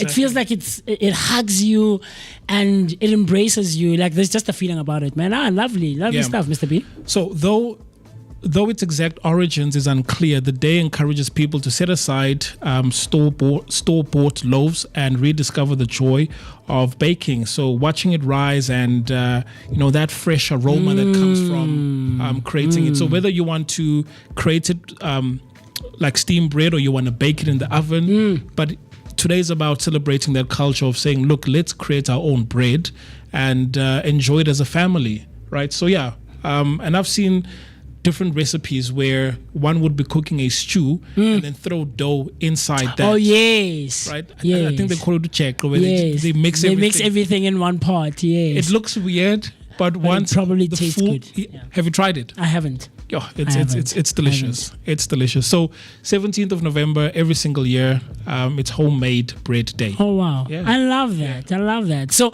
maybe this is a call to you, who's at home. Plus, it's cold here in Joburg. I don't know about Durbaners, right? But it's cold here in Joburg, and maybe this is a good excuse to make That homemade bread. from scratch, right? Because it says that it's celebrated. Every single Baking Yeah. bread from scratch and reconnecting with the warmth of home kitchens. For sure. I love that. 100%. Very proper stuff. Yes, sir. And the thing about kitchens is if you've got a nice, welcoming kitchen, yeah, it prompts you to cook. absolutely. So I know it's something I would want to do, especially when I get a house where I would want to invest in a very, very welcoming kitchen. Yes. Because I'd spend a lot of time creating food. Would you? I would. I absolutely would. Last night as we were hanging out, so we were at my house, and Olani says, MooCee, yo, now if I were you, chief, because I'm not big on cooking, guys. I'll admit, like I'm not one for the kitchen. Sure. You know, I'll be with you in the kitchen as you're cooking, and I'll keep you company. Sure, I will. And then if you want help, I'll chop here and there. You've seen when we prepare lunch for ourselves here. I have an idea of what making use of the kitchen is like, or if you know your way around the kitchen, right? Yeah, so I can if I really invested, I think I'd be decent. I'd be okay. Sure. Right? But yeah, I don't like standing on the stove. That's the thing for me. I mean, I've seen Extra Cook. Yeah. And how he does it, he makes it look simple. So when we get to indulge in what he has created, this is where I get to see that, this thing is simple. I see. Right? So it then gives me that hope of saying, look, it's not that difficult. So when I spend time learning how to cook, I'd want to do more of it. Start experimenting. I mean, I remember where we were creating the sandwich and he added mayonnaise and mustard and tomatoes, and we toasted that. And we made like a nice sauce and a paste for the bread. Yeah, It was crazy. That week, the whole week, I was creating the same sandwich. Really? Yeah. That's crazy. So now I know how to create that sandwich. Oh, that's crazy. So it makes me want to do more. That's crazy. So I would definitely invest in the kitchen. But speaking of investing in the kitchen, obviously it's money. So let me give the Vooka Nation the financials for this morning. Sure. So if you want to buy a rand this morning, it will cost you 17 rand 7 cents. So the dollar dips. The US imports could cost slightly less in rand terms. Moving over to the Great British Pound, £1 will cost you 22 rand 44 cents. Where the pound softens, the UK goods and travel remains pricey but eased a touch. And then we're going to move on to the Botswana Pula, and it will cost you 1 rand 19 cents. The Pula retreats, cross-border shopping deals improve for SA customers. And then we're going to move on to the Japanese yen, which will cost you 11 cents. Yen stays weak. Japanese imports remain affordable. Moving on to the euro, €1 will cost you 19 rands 84 cents. The euro edges higher, could nudge up your European holiday budget. So make sure you budget quite well if you are traveling to the European countries. And then we're going to move on to the Australian dollar, which will cost you 11 rands 15 cents. The Aussie dollar dips. Imported wines and goods may be cheaper. And then lastly, with your Chinese yuan, it will cost you 2 rand 40 cents. One eases. Electronics from China may see slight price relief. So that's it for your financials. And hopefully, if you are trading in Forex, this information was helpful. Yep.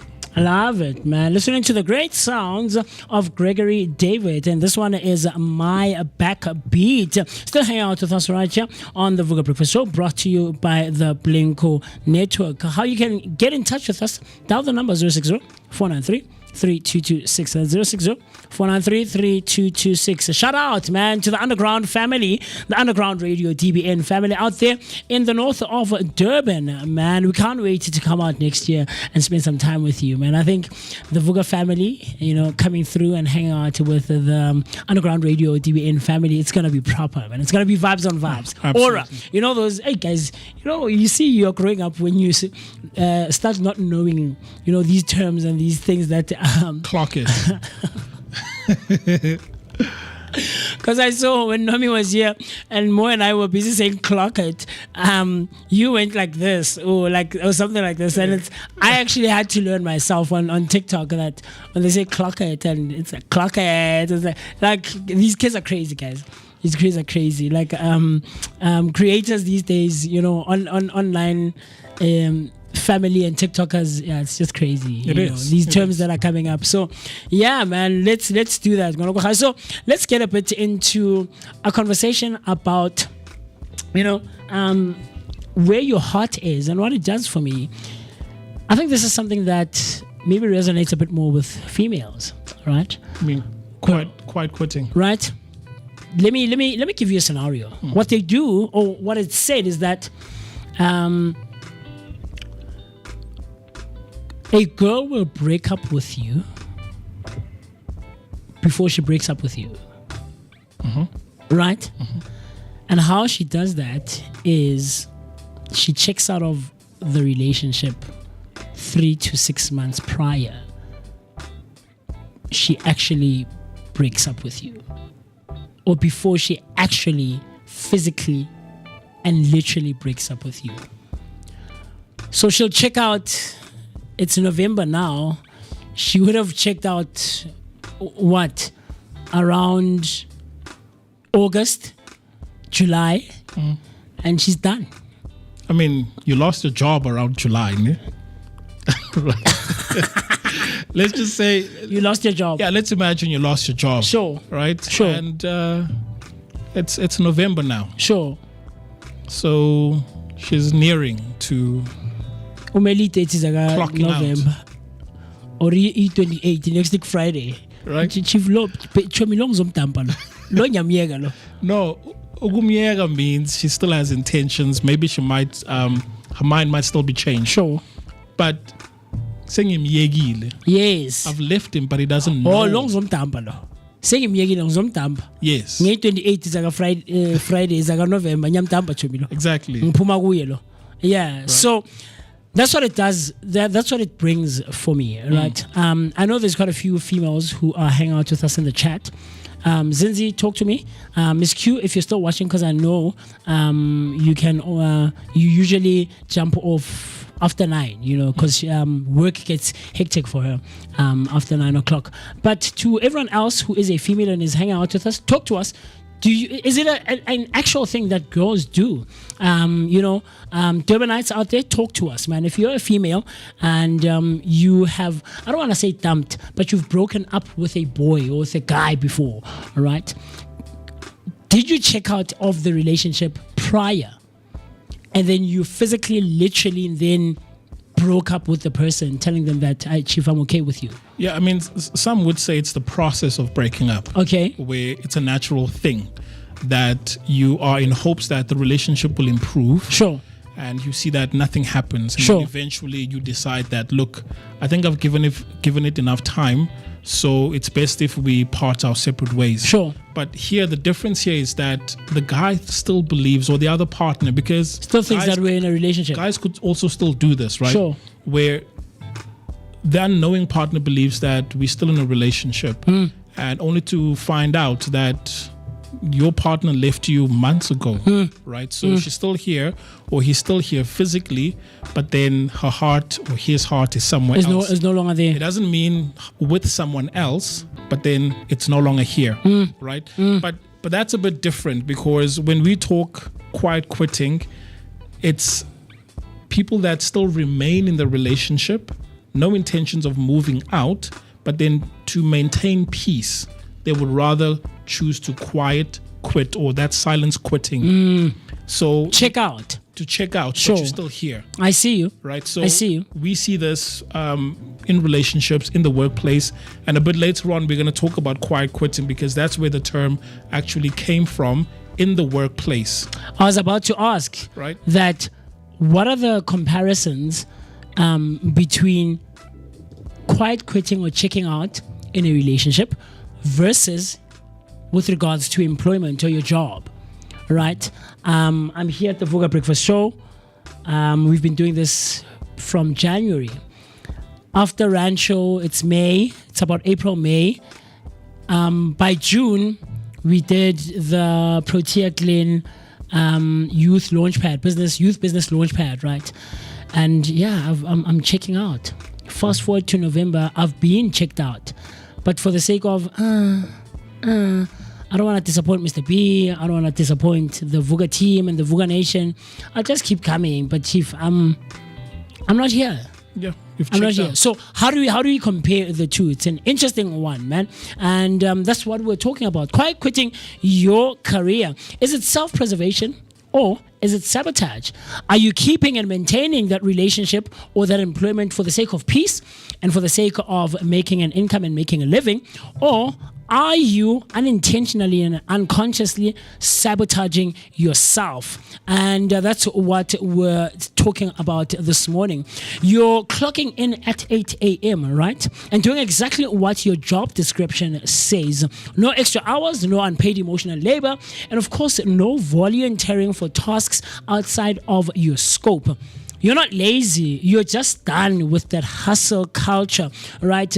So now let's welcome the world of quiet quitting. It's not about resigning. It's about refusing to go above and beyond when the rewards don't match the effort. It says right here in South Africa, where unemployment is high and job security is fragile, this trend is stirring up serious debate.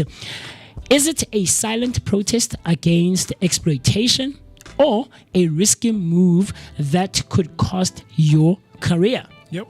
Preservation versus sabotage. Sabotage, What yeah. do you think?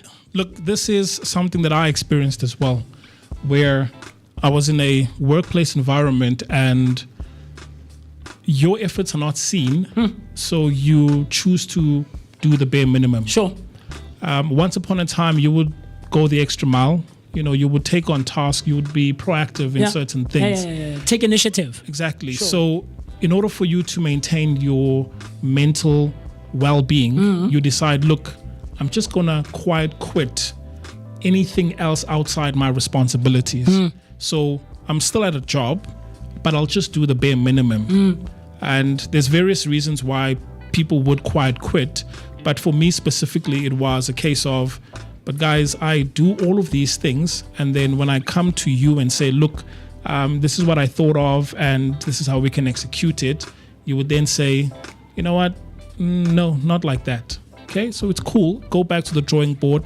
I would try again, and you get turned down multiple times. Eventually, you come to a point where, okay, so if my job is just to send emails, let me just send emails and not think of other ways in which we can do things. Yeah. Right. So that's one way in which a person can quiet quit, especially in the corporate environment. But also, there's also that emotional stress that comes with certain jobs where an individual is in a stressful environment, and for them to cope emotionally, they then resort to just doing the bare minimum that they get paid for. So for them to go beyond and above, for them, that's not it. I'll give you a term that we used to hear. Go deeper with fewer. Go deeper with fewer. What does that mean? So at the time, we were a small team. Okay. And we kept on losing people. You know, people getting retrenched. But in terms of the workload, it's not like it fell off. Basically, the workload was redistributed amongst the remaining team. Oh. Okay? So we would constantly hear the term go deeper with fewer, meaning do more with less. Okay. Yeah, do more with less. And previously, you knew that there was a full dedicated individual that used to take care. Was responsible for that role. Sheesh, man. Right. And I think most people in the workplace, they're experiencing the same thing where they are cutting down on numbers, but then the workload remains the same or gets increased. So as a result, you find yourself experiencing burnout, or rather than you reaching that place where you are tired, like as we spoke about fatigue, yes, towards the end of the year, already you are burned out in the first half of the year because you're doing quite a lot. And also crazy. Because of, we've got bills to pay, we've got responsibilities. Yes, like I mentioned, with these jobs, right? And that's the culture of quiet quitting. So in COVID, when COVID started, a lot of people started working from home. Yes. And what the employers started seeing is that they get more productivity when people are working from home. Now, do you think so? I'm talking about office-based jobs. Yes, right? Office-based jobs. Yes. Because you've got your laptop, you've got internet, and if you have to send through an email and it's already after 5, you would rather decide, let me send that email anyway. And then as soon as you open your inbox, you realize there's 3 other emails and you respond to them. Before you know it, they're already calling you that it's dinner time, right? And most people would find themselves working over and above the work time that's stipulated. Yeah, and their prescribed roles and job descriptions. So I've seen a lot of documentaries online where it talks about this new shift in terms of work, where people are overworking themselves. Okay. As a result. Okay. So fast forward years later, months later, people are quiet quitting. So they're doing just the minimum, and they choose not to go beyond. That's crazy, man. Yep. And sometimes if you are in a dead-end job where you know for a fact that there's no promotion for me after this, question is, why should I put in more? So where do you draw the line? Where do the two meet? Sabotage versus preservation? Sabotage in a sense where you keep on giving. You keep on giving. You keep on giving. This is where you will eventually burn out much quicker, right? Where you are exerting a high amount of energy, and before you know it, you're done. And it's barely even the second half of the year. Sheesh, that's crazy. So this is you sabotaging yourself. So you stop and think and say, look, I would rather preserve my sanity and make sure that I'm sane and only do the bare minimum. I see. Right, so that's where the preservation comes in. Which I will then quiet quit. I see. Or quiet quitting. It's crazy. Yeah. It's crazy. A 2024 Gallup poll found that over 50% of employees globally identify as quiet quitters. In South Africa, a recent youth employment study revealed that burnout and lack of recognition are the top reasons for disengagement at work. Yeah. That's crazy. That's crazy. And what it does for me, and I think, guys, just give me my flowers, or maybe don't make noise about it. Okay, it's fine. Hey, you don't even have to give me a pay raise, right? But just acknowledge the efforts that I've been putting in, I think, is what a lot of people would resonate with. Yeah, but also the acknowledgement is also in two folds. There is acknowledging you verbally so, but then there's also acknowledging you through compensation. Yeah. Remuneration. Right. So sure. if someone just acknowledges you through words only, this could also cause you to quiet quit. Because in terms of the motivations, or let's talk self-preservation. Sure. Mental health does matter. People are setting boundaries to avoid burnout. Because if you've once experienced burnout, you will set boundaries so that you don't experience get to that point again. Exactly. Sure. Exactly. Sure. So obviously, in terms of the perspectives here, we've got employers as well as employees. Okay. Because it is a relationship between the two individuals, right? Where an employee view will be that I am not paid to be a superhero. I just want to do the bare minimum and then get paid. So I do my job and that's enough. But obviously the employer will then say we need team players, not clock watchers. Quiet quitting is a bit of a red flag. It is, exactly. You know what I mean? So it has to be that balance where you are given a good incentive for you to put in more, but then you know that by putting in more, I will receive more. Hence, in the sales industry, the harder you work, the more you get paid. That's crazy. Right? Yeah. So how, I think it would be quite interesting to find out, from everyone else who's listening and watching, tuning in from wherever they are. Because I saw quite a couple of comments came through. Ms. Q-Rams came through. Zinzi also came through. This not knowing or not necessarily being sure, because I think it's quite it's a thin line, preservation versus self-sabotage, and you never necessarily know where you are. So you sort of always have both feet on either side. The one foot is on preservation in terms of, if I can't be putting in so much work and taking the initiative and always being the one at the forefront and leading and doing, all of these things, putting so much effort in it, and I'm not recognized or I'm not acknowledged for all of this work that I'm doing. But at the same time, am I maybe sabotaging myself, or should I preserve myself and say, nope, I'll do the bare minimum and get in, clock in, do my work, clock out, I'm done. After 5 o'clock, no calling me, no dealing with things of work or my job and After things like hours. that. Yeah. But what it could also do, Mr. B, it could also be a hindrance on who you are as an individual, right? Where one could argue that it sort of stifles your creativity, your work ethos, your how you function, your functionality as an individual, and how you approach all these kinds of things. Do you know? Where it's like but it's like man, it's pressing down on who you are, because you're that person who, without even having to be pushed or asked, you take initiative.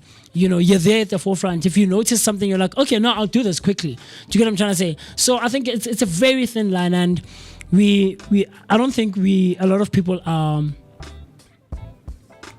knowing about where the line to draw the is line, and how and when and how to jump between the two spaces. You know, a couple of comments coming through. So Zinzi said earlier on when we were talking about clothes, but we'll come back to that one. She says, in terms of clothing, I love earthy colors like turquoise, orange, brown, yellow, but with something black or gray. And then Heart Shaking Music says, if I didn't have to factor in health problems and getting tired of the meal and things like that, he would have isbindi nenhliziyo. That's funny, man. But Miss Kuram says, yes, I have done that recently. I checked out from July and broke up late September. It was mutual because he saw how much I had tried until I couldn't anymore. That's very interesting, Miss Kurams. Zinzi comes through, says, when things are not going that well, and try to express my concern while the other party does not do their part, I check out way before I break up with the person. So you see what I meant, Mr. B, when I said it's sort of synonymous with females more than it is with amati, you know, with the guys. But Ms. Kurams also comes back saying, checking out is when he already knows it's over, but giving it the benefit of the doubt. Or benefit of a doubt. That's crazy. Hello, Simami. Simami comes through saying, good morning, Vooka Nation. Hashtag Sivugile, hashtag Vooka Breakfast Show. Zinzi also comes through again saying, when you reach that state of feeling that the relationship is daunting, you don't become productive, and I wouldn't become easily agitated. So it's a thing of, I'm there, chief, we're dating, he's calling again. Hey, show me, I'll call him back later. You know when girls do that. So what do you want, Banele? And I was like, hello, Banele. Hi, baby. Yeah, I'm good. Yeah, okay, now I'm just at home. And it's like, yeah, you can feel, man. You can feel that, yeah, no, it's not giving anymore. It's changed. It's changed. It's crazy. She comes back. She says, my high school principal, Mr. Godfrey, used to say, less is more. That time I didn't understand the term, but now I do. Very interesting stuff. See, that's where the sabotage and preservation, where rather than exerting more for an outcome that's less, less is more. Less. Even in cooking, less salt. Less salt is more. more. And I'm always concerned about salt. Whenever I prepare lunch and stuff like that for us here at home, at the station. So Mami comes through as well saying, trying to make a relationship work when the other party is not doing their bit is draining. You disconnect after a long time of trying, eventually leaving the relationship while being there with That's crazy, man. And then Zinzi says, it's true, Mr. B. We are more productive with working from home, but I've learned to be disciplined and knock off when it's my normal time, because in the beginning, I experienced burnout and fatigue. So it's that thing with it's 5:30, there's an email, let me quickly, and then you find yourself, it's like an hour, 30 minutes later. True. It's 7 o'clock and you're still working, but you should have knocked off or logged off and turned off the laptop and closed it at 5 o'clock. But you still find yourself at 7 working, and it's cutting into your family time now. Yep. It's crazy. You see those TikTok videos of this lady, I think Maria, where she plays the role of an employer as well as an employee at the same time, where she gets the employer sending an email, or Angela, Victoria, something like that. Where she kills me. Yeah, she kills it. She kills it. But it's true, because some of the things she talks about, especially in the workplace, when being asked to do or to go beyond and above, but obviously the compensation is not the same, then look, I mean, you can just ask Sam to do it, because it's Sam's job. Yeah. It's not my job. The one that I like that she does. We're asking. No, it's Sam's job. The one I like that she does is,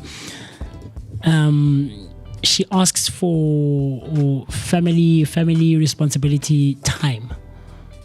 She has an emergency. I think she has to go to the doctor, or it's a medical thing. I don't know, something along those lines. And she asks to knock off earlier, and she'll make up for the time the following day, and she'll come back a bit early in the morning. And her boss is like, nope, no, thank you. You have to knock off at 5. And then a couple of days later, the boss comes back. The manager's like, Maria, please help us with it. I was like, no, I can't. When I asked you to be there for me, because I had an emergency to attend to, you weren't. So I'm also not available unless you'll pay me. Yeah, but you know that we have to be team players, and you know, it's like, we're doing finances. Nope, thanks. No, you have to be the same way that you were with me. So I'm also now reciprocating what you gave to me a couple of days ago when I came to you as my boss and asked for a favor, and you couldn't be there for me. So it's crazy. It's crazy. You know, some of these things, we take them for granted, Mr. B. But they're actual things, man. They're actual things that we're experiencing in our work, in the workforce, in relationships, and not just intimate relationships where two people are dating, but even with friendships. It could also play a role where you check out of the friendship. You know what it strikes for me, the conversation we had of friends who contribute versus friends who don't contribute. You know, we always pop out 20 rands. There's 4 of us. There's 5 of us in the group, but only 4 of us always pop out 20 rands for lunch. But when this person has money and it's like, I don't have money, guys. I don't have money. You know. So would you, like, is it a thing where you'd also check out of that friendship with that person, and you're preserving the friendship for the sake of, but you're not there mentally? There are relationships, friendships that I've checked out from. You? Yeah. Okay. Yeah. So this particular guy, he enjoyed talking about. I remember you mentioned. Yeah, the other sex, and it's something that growing up, yes, it's part of, you know, going through that stage. But then eventually, it's like, is this the only thing we're gonna talk about? So eventually, I checked out, but you would still find that we would still hang, but I wasn't there anymore, right? So eventually, we then parted ways as a result of that. Yeah. It's crazy. Yeah. It's crazy, man. It's crazy. Wanagohai, talk to us. Is quiet quitting a form of empowerment or entitlement? Are South Africans redefining professionalism or just giving up? What it also strikes for me, and it's a conversation we also touched base on when Uste, the catalyst, was here, is that what we're seeing now with regards to the workforce is that a lot of young people are now starting to jump onto the gig economy. Right, and people are no longer necessarily focusing on full-time conventional 9-to-5 type of employment. So it's more transactional. Do you get what I'm trying to say? And so is professionalism starting to change, you know, or starting to take new shape? Maybe not change, but evolve and take new shape and color and texture and taste, as opposed to what it was maybe 20, 30 years ago, you know? So the question is to you. Are we giving up as South Africans who are in the workforce, or is quiet quitting a form of empowerment or even entitlement? Talk to us, jump on into our comment section, use the hashtag Vooka Breakfast Show. So that's Vooka Breakfast Show on Facebook and all other social media platforms. Dial the number 060-493-3226. That's 060-493-3226 for our WhatsApp line, so that you and I and Mr. B and the rest of the Vooka Nation can keep on sharing our thoughts, our opinions, and everything else in between. Zinzi coming through saying the effort of not reciprocated in any relationship, friendship, work, or family, we do to check out indeed. So Wanagohai, talk to us. With that being said, look, let's quickly run to the loo, pay our bills, and then you and I and Mr. B and the rest of the Vooka Nation will see each other right after this. Cool stuff.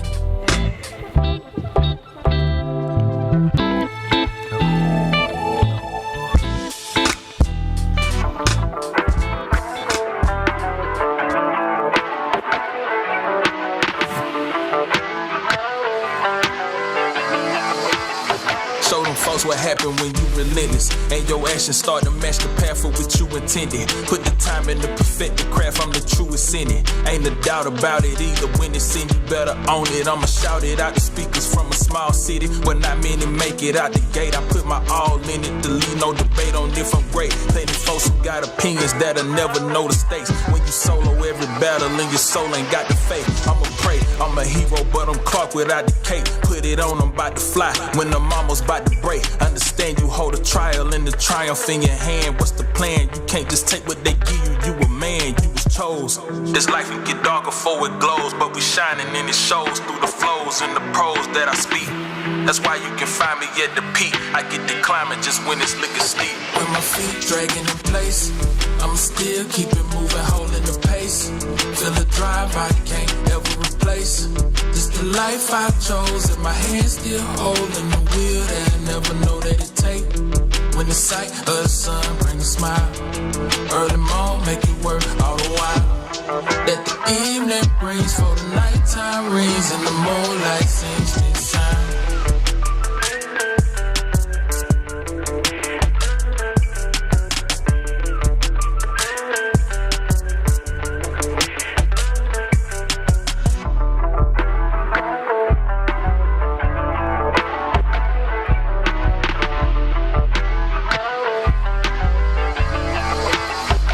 Soldier in this, I was molded for this. Built and bred by the days I could never forget. It was bound to exist. Shape this land with my own hands, so pay what I'm worth. Give my respect to the grind, I'll never short on the work.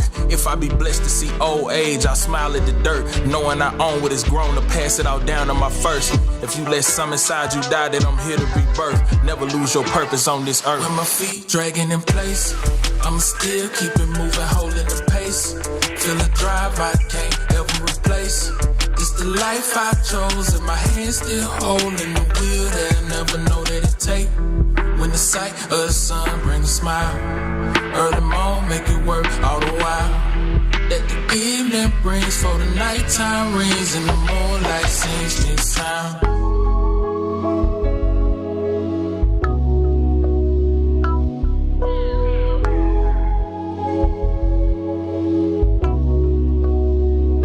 I know you like the way I pop out. Let's go hit Lennox. Another week, another knockout. A different city. My partner whip a 7-4 now. He think he win me, but I'ma ride his Chevy Mally until it's empty. And Pastor don't take dirty money. I like it filthy. She my Achilles. I'm out for millies, not just for memories. Been on a mission, did I mention it before?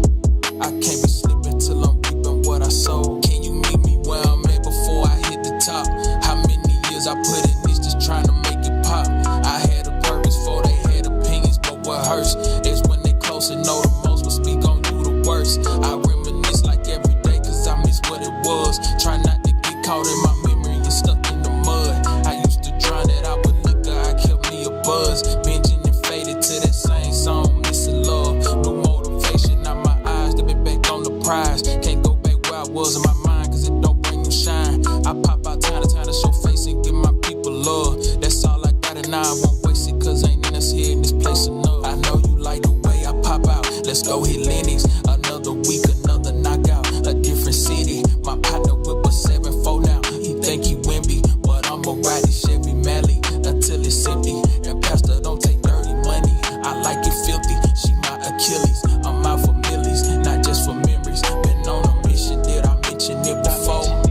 I can't be slipping till I'm reaping what I sow. Keeping my rearview mirror empty when I'm riding out, cause ain't never worth risking this. How I'ma break bread with them, but my pockets down and my head ain't into this. That's why I gotta keep my hustle strong and not let them breathe too long. Never know who needs you. Reaping without giving it seed to. I'm just seeing light when it's been years. Don't make no sense to me sometimes, but time and all it is. Perfected patience, tame my ego when I kept the pedo. This poetry is still my passion. Shout my nigga Theo. I had the vision way back when we smoked out the gazebo that I would make my step in history just like all my heroes. It's way more glory in the story when you come from zero. where radio meets TV, only and exclusively on the Vooka Breakfast Show, brought to you by the Blinko Network. And of course, now we're also coming to you live on Underground Radio, DBN, man.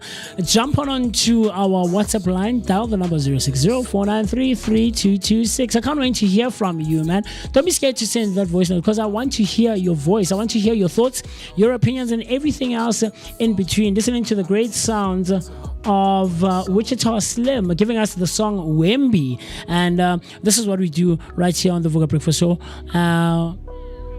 giving you a daily dose of positivity, accompanied by an energetic start to the day. What is your morning looking like? Us here in Soweto, in Joburg, it's quite chilly, it's quite wet, it's a bit cold, and for me that weather is not really giving. I don't really enjoy it that much, but I know like people like Mo and Mr. B absolutely relish and marvel in it, man. So talk to us, can't wait to hear from you. We're still in conversation about all things quiet quitting. Have you quit your job before you quit your job, right? Have you checked out of your employment before you actually physically, literally quit and said, I'm no longer coming here, I'm no longer working here, I'll see what I'll do somewhere else? But there's also the relationship factor, right, that we've explored a bit. But I wanted to dive a bit deeper into it. When we talk all things relationships, love, and being, intimate and connected with someone. Leaving the relationship before you actually leave the relationship.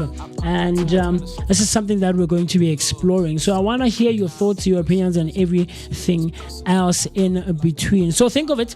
You're in a relationship. You used to plan the dates, initiate the deep chats, and check in emotionally, right? Because we have to touch base with each other as to how we're doing emotionally in the relationship. But now you're doing the bare minimum. You're still present, but the spark is gone. You're not cheating. You're just quietly quitting. What do you make of that? This isn't about ghosting. It's about emotional, disengagement. Staying in the relationship physically, but mentally having checked out. In our country, where emotional labor often fails or falls disproportionately on women, this really, really, really does hit home. And I know people like Zinzi, Miss Q Rams, and of course Simami, from the female perspective, have shared their thoughts as well on our comment section. So from wherever you are tuning in from. Durbanites, talk to us. What are your thoughts when it comes to this one? When love ends up becoming emotional labor? Yep. Because there was a survey that was done in 2023, sure, where in this survey they were looking at couples. So 42% of these couples admitted to emotionally coasting. Emotionally? Coasting. Coasting. Yep. What's emotional coasting? So it's like cruising. You're coasting along. Oh. Right. So I see what you mean. Yeah, emotionally coasting. So 42% of these couples admitted to that, and their relationships were just in autopilot, essentially. And psychologists say that quiet quitting is often a response to feeling undervalued and unheard. Oh, wow. Yeah. That's crazy. Yeah. 42%. 42%. That's crazy, man. Do you think maybe there's an implication that maybe relationships are slightly different to what they were 30 years ago, perhaps? Or maybe in the age of our parents? I mean, if I were dating 30 years ago, then I'll definitely give you a much more educated response. But from what I hear, I think so. Yeah. I think so. Yeah. So that also like plays a role or is a contributing factor and variable, that there's the evolvement of what relationships are like. In today's day and age. Think of the working woman now.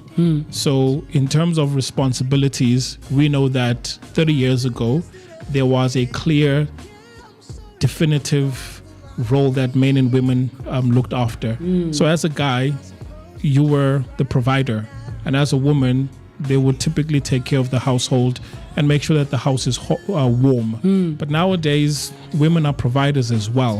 So do we then expect them to do the same responsibilities that they were doing 30 years ago, right? And because of this fundamental change, it then tells me that burnout could be experienced much more quicker in relationships. So definitely things have changed in today's day and age. Definitely. And the dating world is not the same. I'm not saying that one should not try and do things like in the past. 'Cause Sure. there's some truth to it, because relationships seem to last longer back then, so I hear, compared to now. But things have changed. Do you think so? Yeah, they have, dramatically so. I think what it also does, because I'm thinking about it as you're mentioning it.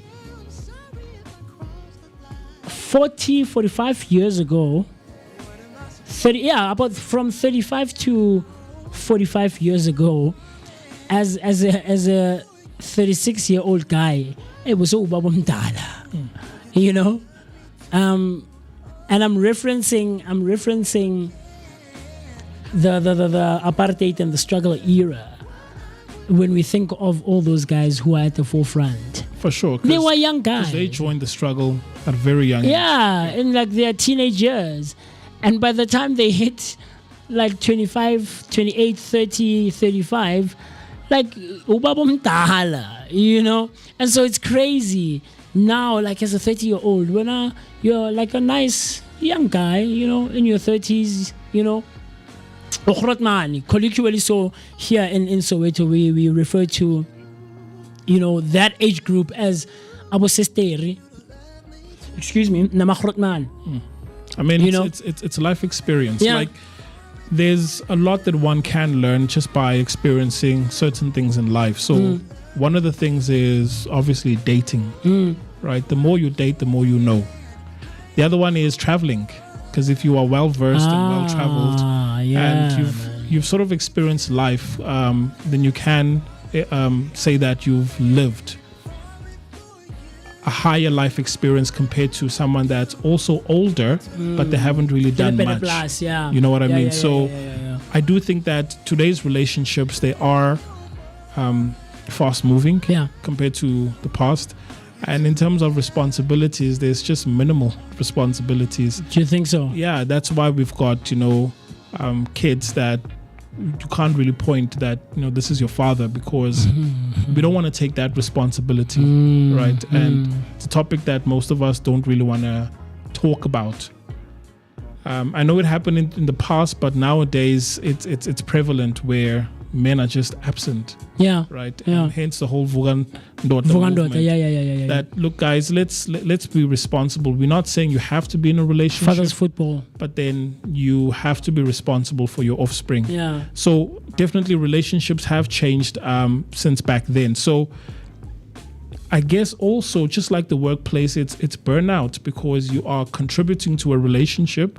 That's not giving back to you. You're not getting anything back. So then you would feel a sense of burnout. Yeah. But then in terms of the different perspective, because there are two parties here, just like in the workplace, the employer as well as the employee. So here we'll call the other person a quitter, as well as the other one, which is the partner, right? So the perspective of the quitter is that, look, I'm tired. I'm tired of being the only one who is trying. So I'm protecting my peace. Hence I'm walking away, or hence I'm doing the quiet quitting. I'm tired. The victim. Let's call the person the victim. The victim, that's right. And then the partner is, I didn't even realize something was wrong. I thought everything was okay. Why didn't you say something? Exactly. Kuluma, talk. No, I'm done. I'm but done talk. with you. No, I'm done. Yeah, but talk though. No. I hear Ukatele. Sure. But can I be blamed? Look, no, it doesn't. I'm not matter. taking it away from you. It doesn't matter, but I'm gone. Not even a thing of I'm leaving. I'm gone. Yeah, but you didn't say though. How is that fair on me? No, I'm saying once you realize, or you reach that stage where I'm saying as well. I'm coming from this perspective. How is that? Which one are you, the quitter or the one that was? I'm saying I didn't even realize. I don't know, Chief. I mean, I spoke to you, but you were not listening. But how is that fair on me though? Yeah, because you're saying you're done. I'm only coming to the realization now. No, I'm done because I was communicating, but yet you did not listen. It's crazy. So this is what we would normally hear, right? So I mean, even in my relationship, I get told that I don't listen, but I try. So that one doesn't reach this point. But also, I've seen how people in relationships can be both the perpetrator and the victim. We have those characteristics amongst ourselves where in certain aspects you're the victim. And in certain aspects, you become the perpetrator. So it's not like the one person that's the quitter or the victim here is a victim Throughout. I see. Yeah. There are things where, yeah, sure, I do 1, 2, and 3, but you do 1, 2, and 3. So it's about finding oneself and then trying to correct the things that the other party is talking about so that you don't get to a point of, I didn't know. You know? I think maybe there's a lot, man, considering communication styles as well. You know, because you communicate maybe in a language that I don't understand. And when I say language, I don't actually mean literal, actual spoken word. Yeah, 100%. I mean your style of communicating and relaying information to me, you know. I mean, we spoke about it and I won't mention what it is, but it's something that applies to us, where Angie also picked up on it. It's like, hey, you communicate very strongly. Like, yes, you have to draw boundaries, Chief. The person needs to know, you know, or people need to know when you do this or when you act this way, this is what you're actually saying to them. Well, Naleyo, it's a bit different because it's passive. It depends who's doing it. Yeah. Right? Yeah. Because there are certain individuals that if they were to use your cup, it's okay.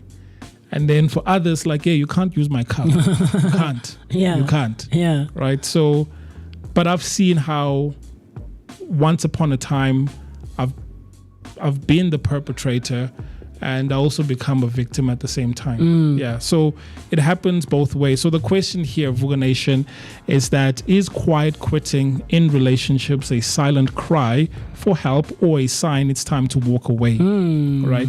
Because nalapo, I mean, if you stick around for something that's not going anywhere, do you want to stick around? You can tell, you can read the future, right? So if the other party stops trying as well, this is where it becomes difficult. Because if you're both trying, then sure.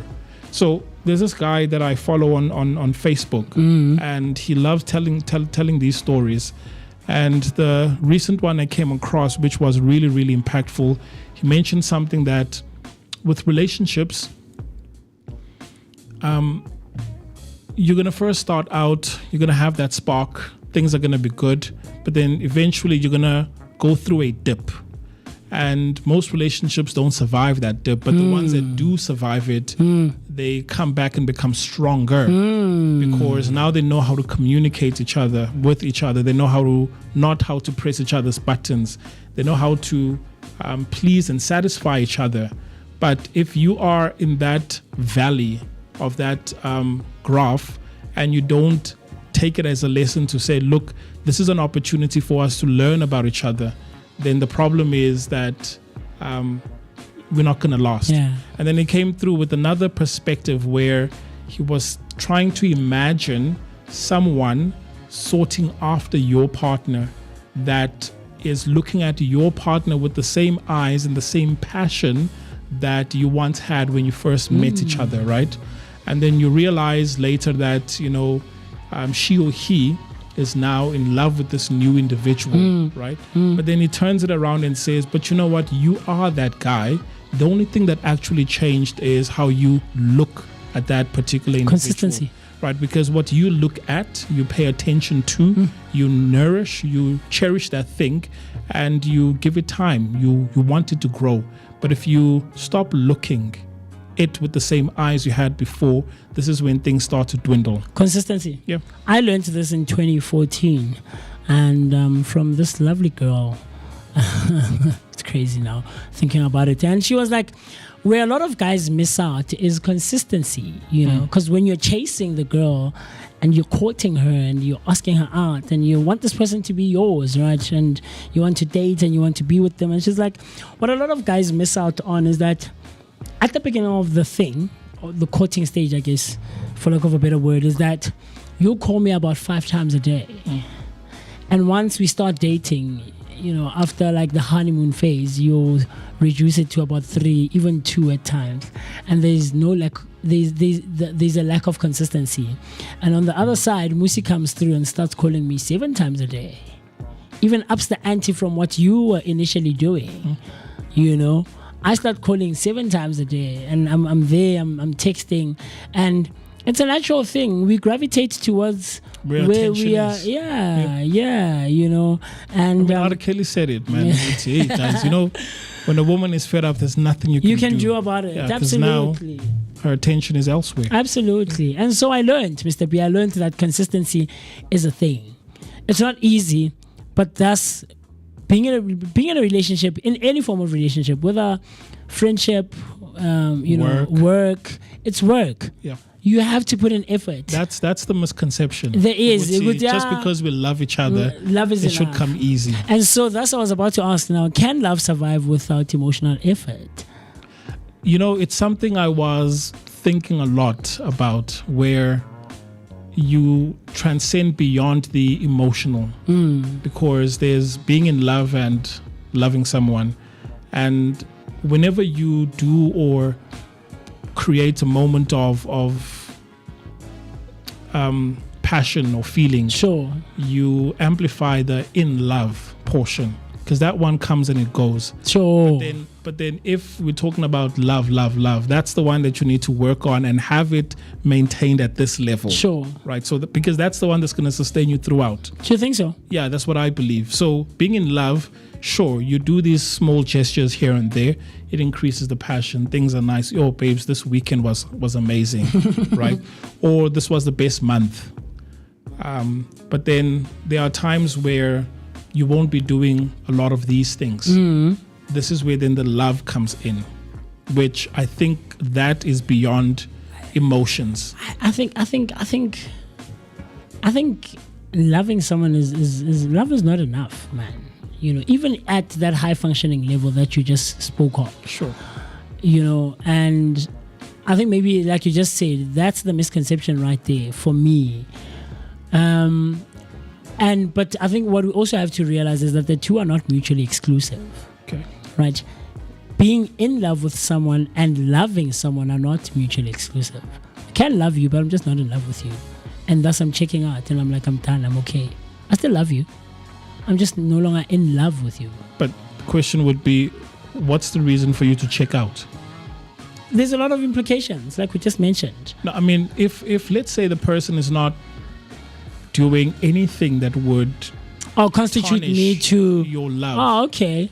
where familiarity, Sure. or you've known this person for too long, Sure. and you just no longer feel the spark, Yeah. do you now walk away? Yeah, then why am I still there? Because the love is not enough. Love is not enough. I still love you. You still love me. But if the fire is died down to just one lint that's lit up, and But it's you like, see- okay, but why are we still? Because you know what it does for me? This is what a lot of us do in society, just in life in general, is that we tend to use these things as tools for measurement. Right? Where yo sometimes but if it's no longer the same. It's not that anything happened or bad happened, you know, there's no cheating. It's just if it's died down. I And feel that's where the love for me is really not It's enough. time to move on.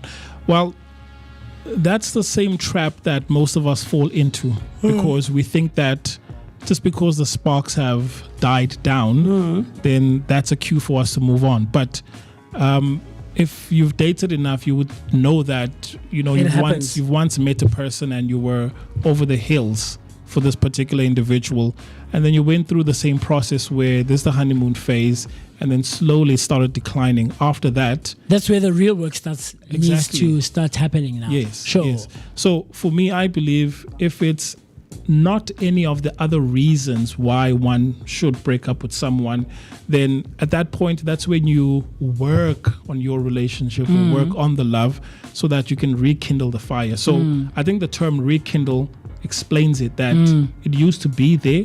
It's just work that you need to put in. But if someone didn't do anything against Zanga next, but you used to love this individual, come on, man. Put Do you in the not work. think that perhaps maybe could be argued as a catalyst?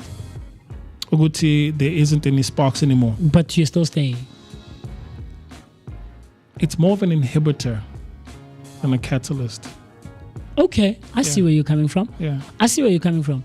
Yeah, but for me, there's I think we we're both in our own ways in terms of there's nothing wrong with moving on. I think that's where I'm at. You know, I agree. I'm one of those people who, not that I'm ready, but I'm not afraid to start over. Because I think I've spent so much time alone, and I've learned myself, and I've been with myself so much that I know who I am. And so, if I need to start over, go back to the drawing board, I'm okay with that. You know, the thing is, I've seen this that. And I don't mean this in a bad way. Sure. So we've got an interview coming up. Sure, in a couple of minutes, actually. Yeah. So I don't mean this in a bad way, but hey, there's crazy people out there. Yes. And I'm not saying this should hold anyone back from moving on. Putting themselves out there, yeah. You get what I'm saying? Sure. You're going to leave something good.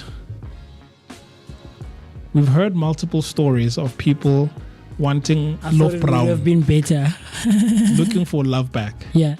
Only to find out that the grass is not green. Greener on the It other was side. just painted green. Yeah. It's not green. Or it was artificial grass. It's artificial grass. Hey, crazy stuff. You get there, born with ish, and then you go back. It's like, chief. Well, Change my lock. The locks have been changed, chief.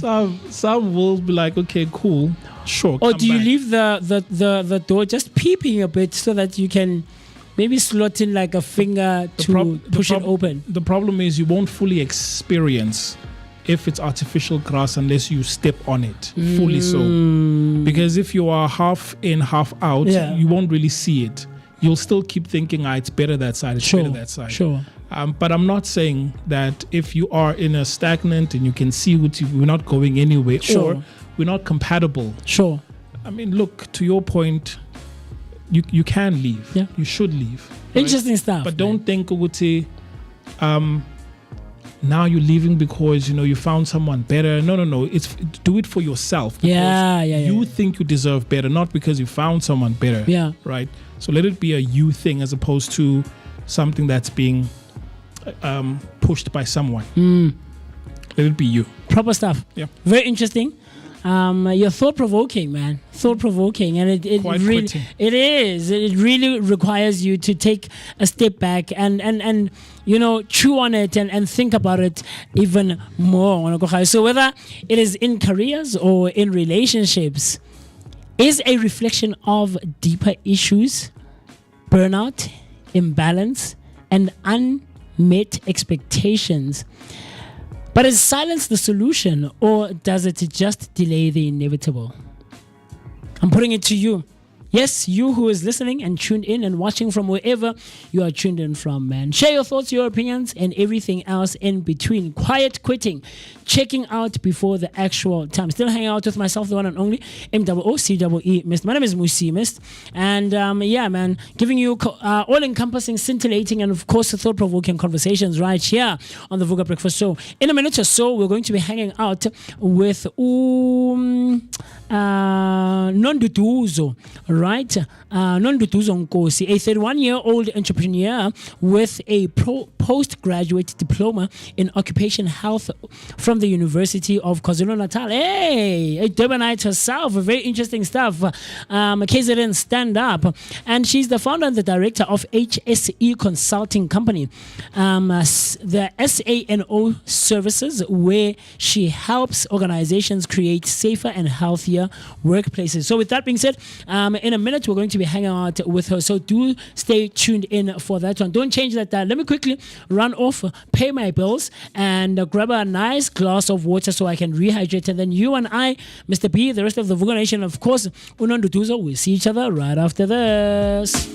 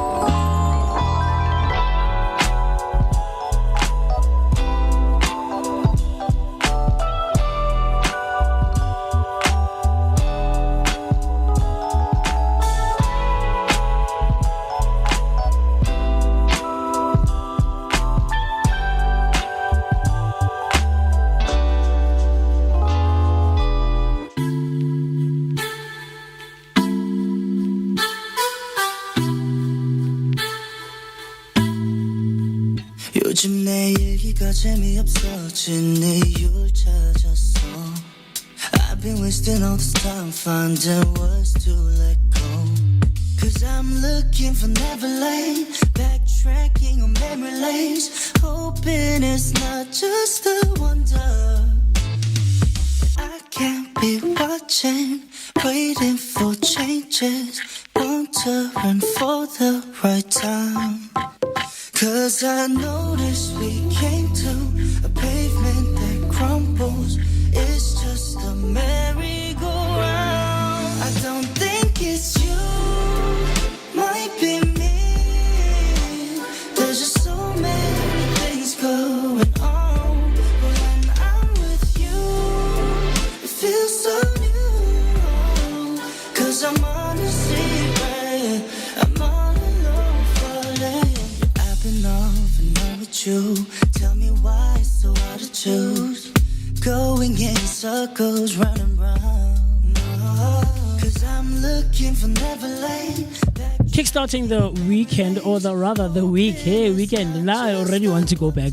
But kickstarting the week off on a positive note right here on the Vooka Breakfast Show, brought to you by the Blinko Network. Still spending some great quality time with myself, the one and only MOOCEE Mist. My name is MooCee Mist. Look, I'm still excited. I'm still happy to be in your presence and in your company on this lovely Monday morning, the 17th of November, almost said August, the 17th of November 2025. The time right about now, 34 minutes after the hour, 9 o'clock on a Monday morning, and we're giving you your daily dose of positivity that is accompanied by an energetic start to the day. In a second or so, we're going to be hanging out with Nonduduzo, who is the founder and the CEO of SANO Products. And I can't wait to find out from her what SANO Products is, because she says she provides cleaning services, right, and cleaning products. So I think it's going to be a very interesting conversation. It promises to be a great engagement, because that's what we do right here on the Vooka Breakfast Show. We have bold conversations with industry professionals, individuals that are doing great and amazing things in and around our communities. How you can also get in touch with us, if perhaps maybe you're wondering if you can't make use of YouTube. Jump onto the Underground Radio DBN app. As you can see, this is what the web browser looks like, and just type Underground Radio DBN on your Google search engine and it will take you straight to this, and you can also listen to us. So with that being said, a huge shout out to all the Durbanites out there, man. What is Durban looking like this morning? But of course, I also take cognizance that the Vooka Nation is hanging out with us, and you can jump onto our YouTube comment section using the hashtag Vooka Breakfast Show. So that's Vooka Breakfast Show on Facebook and all other social media platforms. It also continues on our WhatsApp line. All of you can dial the number 060-493-3226. That's 060-493-3226. Comment, like, subscribe, do the things that are necessary to be done, so that you and I and Mr. B and all of the Durbanites and the Underground Radio DBN family can keep on sharing our thoughts, our opinions, and everything else in between. So before we get to Nonduduzo, Mr. B, what I want us to do, yes, sir, is shine a light on something else, right? So when we think of exams, what do we think of? Stress, panic, anxiety. That's funny. Students. Hey, I like that last one. Yes. When we think of exams, there we go. This is what I was looking for. When we think of exams, we think of students, right? And today we're celebrating International Students' Day. Nice. Nice one. This is a day that is observed annually on the 17th of November to honor student activism and commemorate the 1939 Nazi raid on the University of Prague, right, where 9 student leaders were executed over 1,200 others were sent to concentration camps. This global observance began as a tribute to those Czech students who resisted fascism and has since evolved into a celebration of student rights, education access, and youth empowerment. So today, it symbolizes the resilience and voice of students worldwide, with themes that often highlight innovation, inclusion, and the transformative power of education. So to you and yours, and to myself, and to the rest of the Vooka Nation, and of course the Underground Radio DBN family, we would like to wish everyone a happy International Students' Day. Very, very, I'm a student very. of life. Yeah. Are you a student of life? Yeah. I love that. I went to the School of Life. I'm still going to the School of Life, the university. Everyone's a student. Do you think so? I don't know. Maybe. Yeah, maybe. I love that. So, Nonduduzo is ready to go. Let me do this so that we can receive Nonduduzo's audio nicely. Is this Nonduduzo? Talk to me. Can you hear us? Morning. Yes, I can hear you. Talk to me. Are you receiving me on your end? Yes, I am. Can you hear me? Sorry, you have to turn this. Yeah, that one. Yes. Oh. Nonduduzo, are you getting us on your end? Morning. Yes, I am. There we go. Welcome.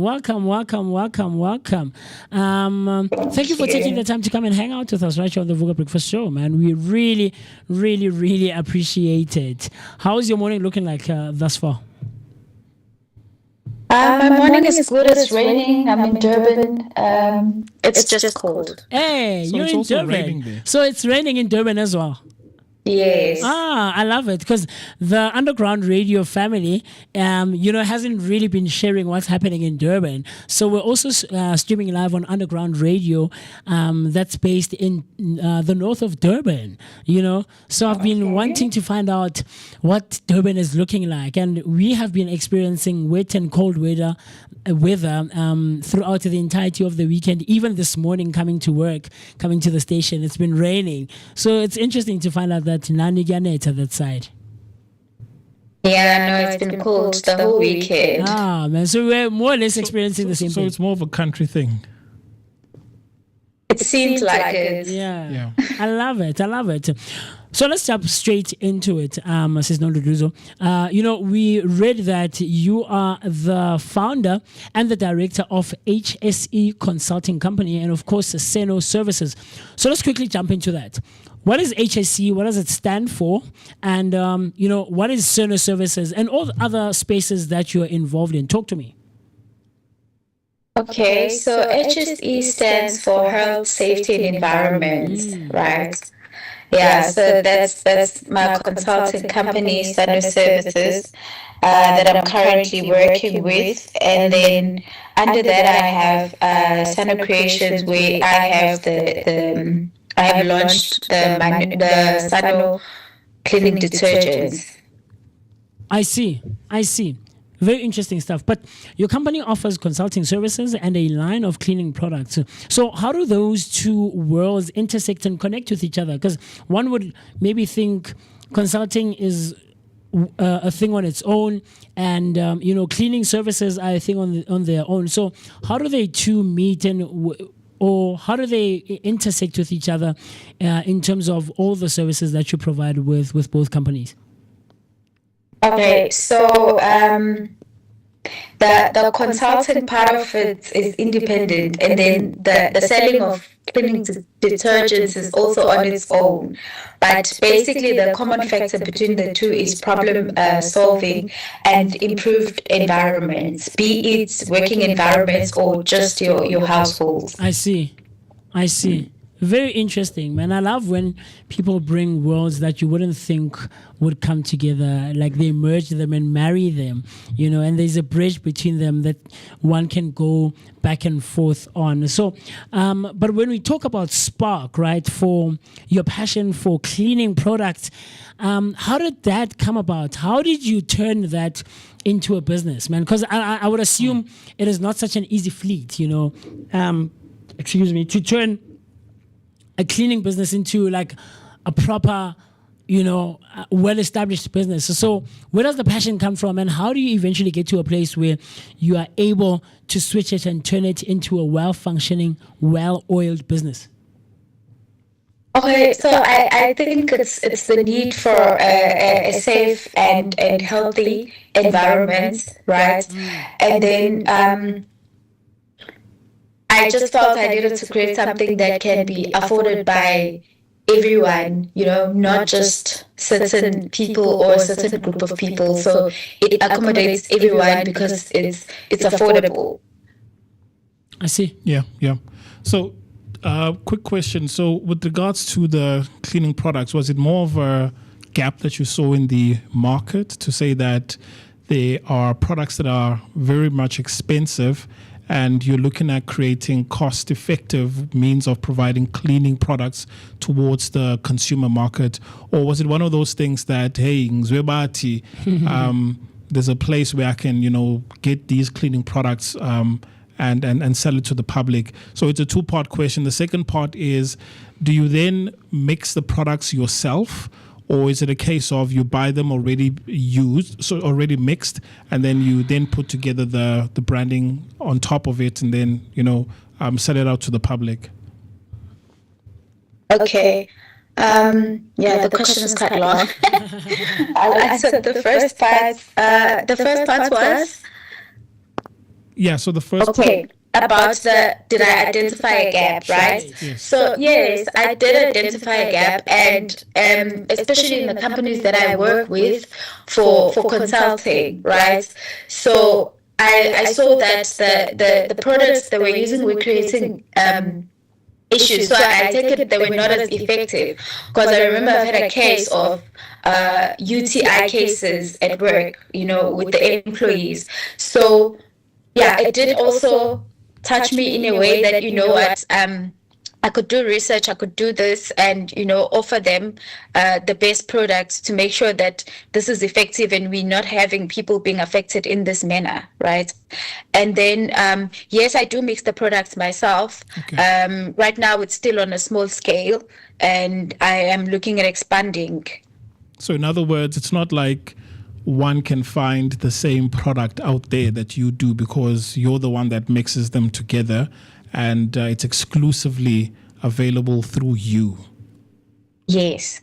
Okay, no, that's good. That's good. So coming back to health standards and having found issues with regards to people that, the products that they were using, is there a certain standard that has to be approved either by government or the SABS to say that when using cleaning products, they have to meet a certain requirement or criteria? Maybe some chemicals are too strong. So then how do you then find the balance of these products are safe to use? Because nowadays we hear the marketing term that it's safe on animals, it's safe on people, and so on and so on. Yes, there is SABS, which is also quite a lengthy process that we are also embarking on to make sure that we are certified, as much as the products are fine and safe to use, but we also want to just get that certification. I see. It sounds very fascinating, man. Especially considering the fact that, you're the one who actually mixes and matches and makes sure that the products actually come out ready for use, for home usage, But consulting can be quite a daunting journey, but it can also be about problem solving, right? So in your experience and throughout your journey, what's the biggest challenge that you've helped a client overcome, when they require or they make use of your consulting services?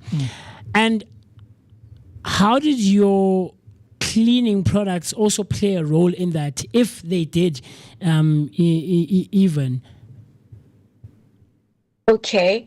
So with regards to consulting, I refer to just my recent achievement early this year. One of our clients was not ISO certified, right? So we assisted the client right up until they were ISO certified for quality, environment, and health and safety. And then in the past, we've had a client where they have different departments, and in the painting departments, they used respirators, right? So when we went there, the employees were complaining about nosebleeds, which will be due to painting.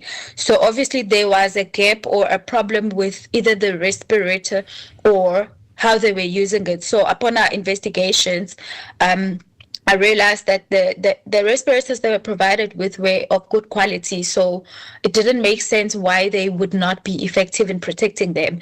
So I spoke to the manufacturer of the respirators and I arranged training, and only to find out that the actual problem was that they were not using it according to the manufacturer's instructions. So after that, we didn't have any more of such cases. Sure, that's incredible. It is. Because it falls back to training as well, that it's not just a consulting firm that you have, but you do provide training services where you can equip your customers with the right procedure and the right ways of doing things. So I want to circle back to the ISO standards that you mentioned, because I know when it comes to the world of manufacturing, one has to meet certain criteria as well as patents and all of that.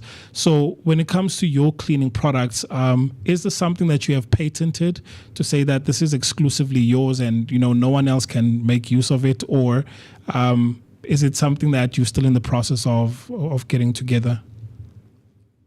Okay, so with my products, I think the most important right now for me is the SAP S1, and then the ISO standard is something I will look at a later stage, but definitely because, especially the 9001 which is for quality, it like creates trust for your consumers that you are having a system, you are consistent, and the quality of your products is top notch.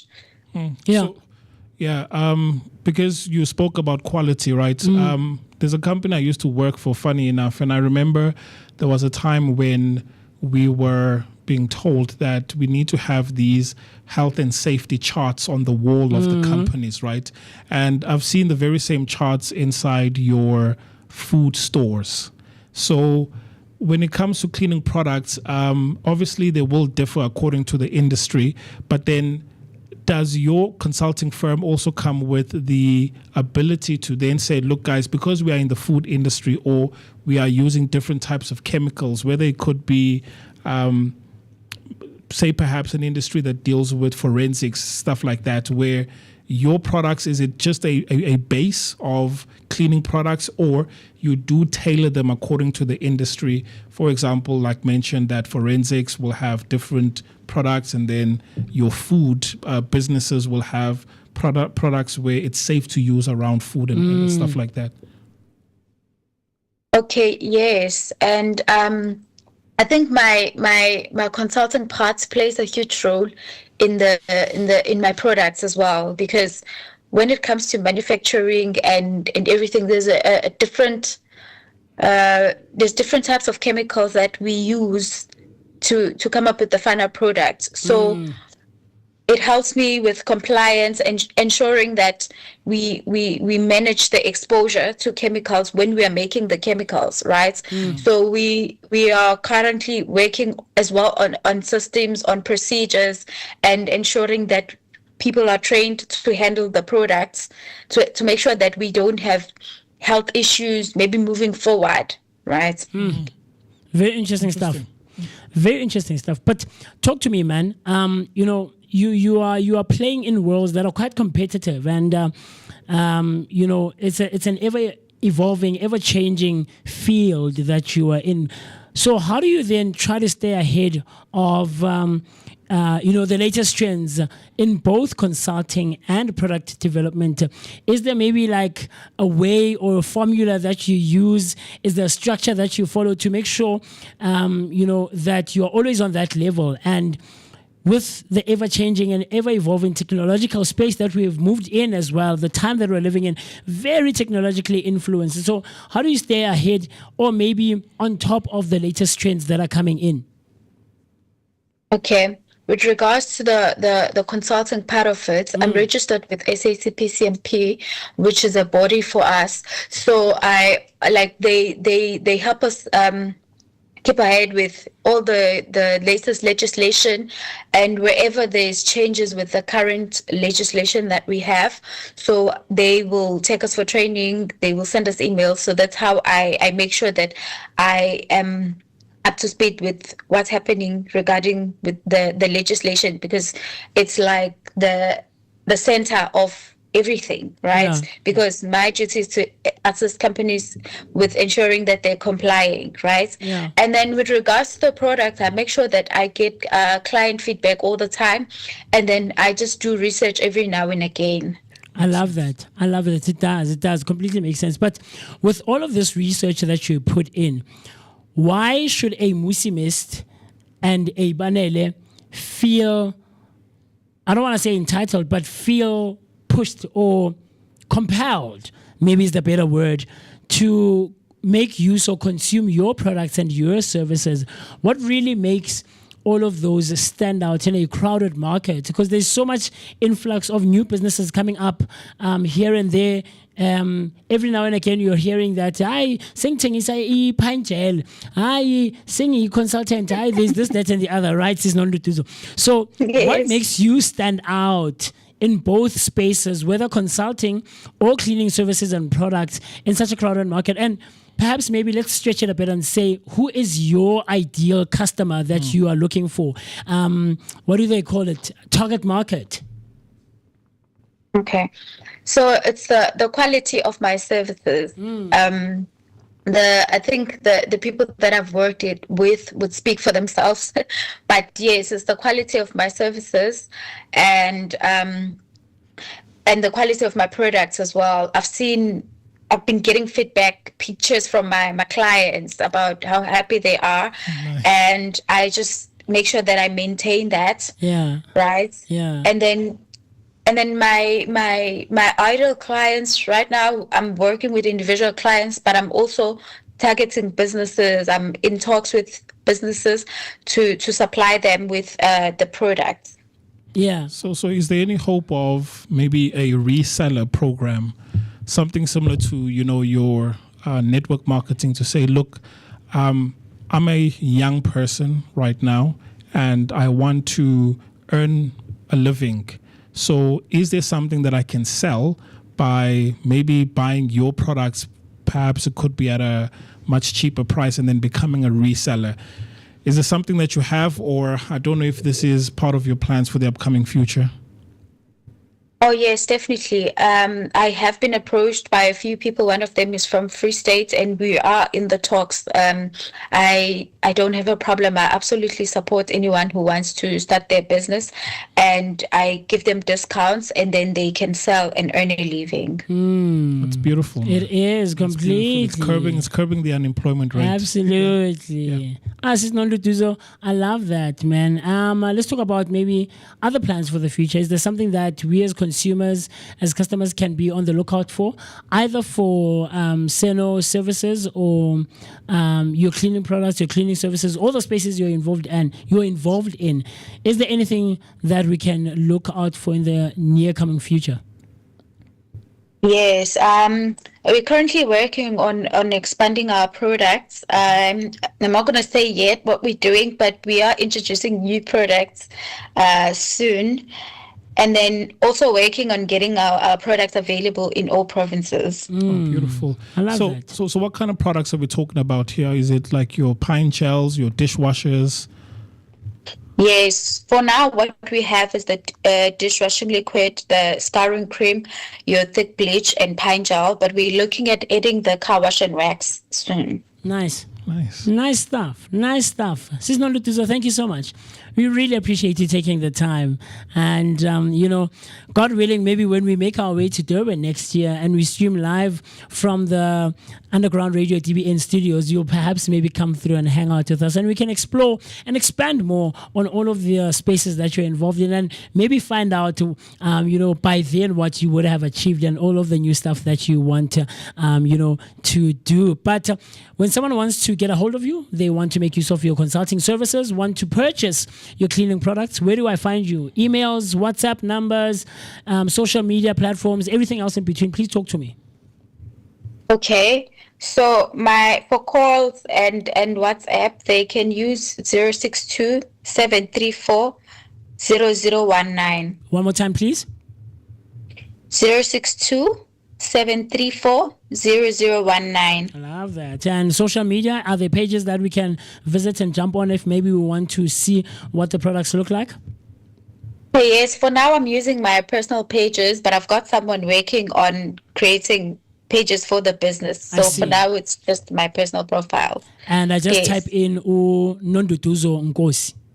Yes. I love it. I love it. This is Nonduduzo. Thank you so much. We really appreciate, and we can't wait to see what HAC Consulting Company and of course SANO Services has in store for us in the near coming future. Thank you so much for inviting me. Thank you. We appreciate. That was Nonduduzo Nkosi. She says she's always been passionate about innovation and creating meaningful solutions, which led her to launch her own line of cleaning products. SANO products, building on the success. She's officially launching SANO Creations on the 1st of December, which is a new venture focused on embroidery. So if you want perhaps to make use of those kinds of things, you can jump onto that. When we're having fun, time flies. And of course, unfortunately, we're going to have to love and leave you. It's been so great to hang out with you. And we've had so much fun. And I've been happy to have been in your presence and in your company. Mr. P, last words? Thanks for tuning in. We'll see you again tomorrow. Stay blessed and stay warm. Yeah. Giving you your daily dose of positivity that is accompanied by an energetic start to your day. This was your daily dose of the Vooka Breakfast Show, brought to you by the Blanco Network. Streaming to you live from the heart of Soweto, top center right next to the Zondi Hills, just before you get to Bromfitcher Kloof. Shout out to Underground Radio DBN, where we're also coming to you live Monday to Friday, every weekday morning between the hours of 7 and 10. Until tomorrow, stay safe, stay warm, stay cautious on those roads.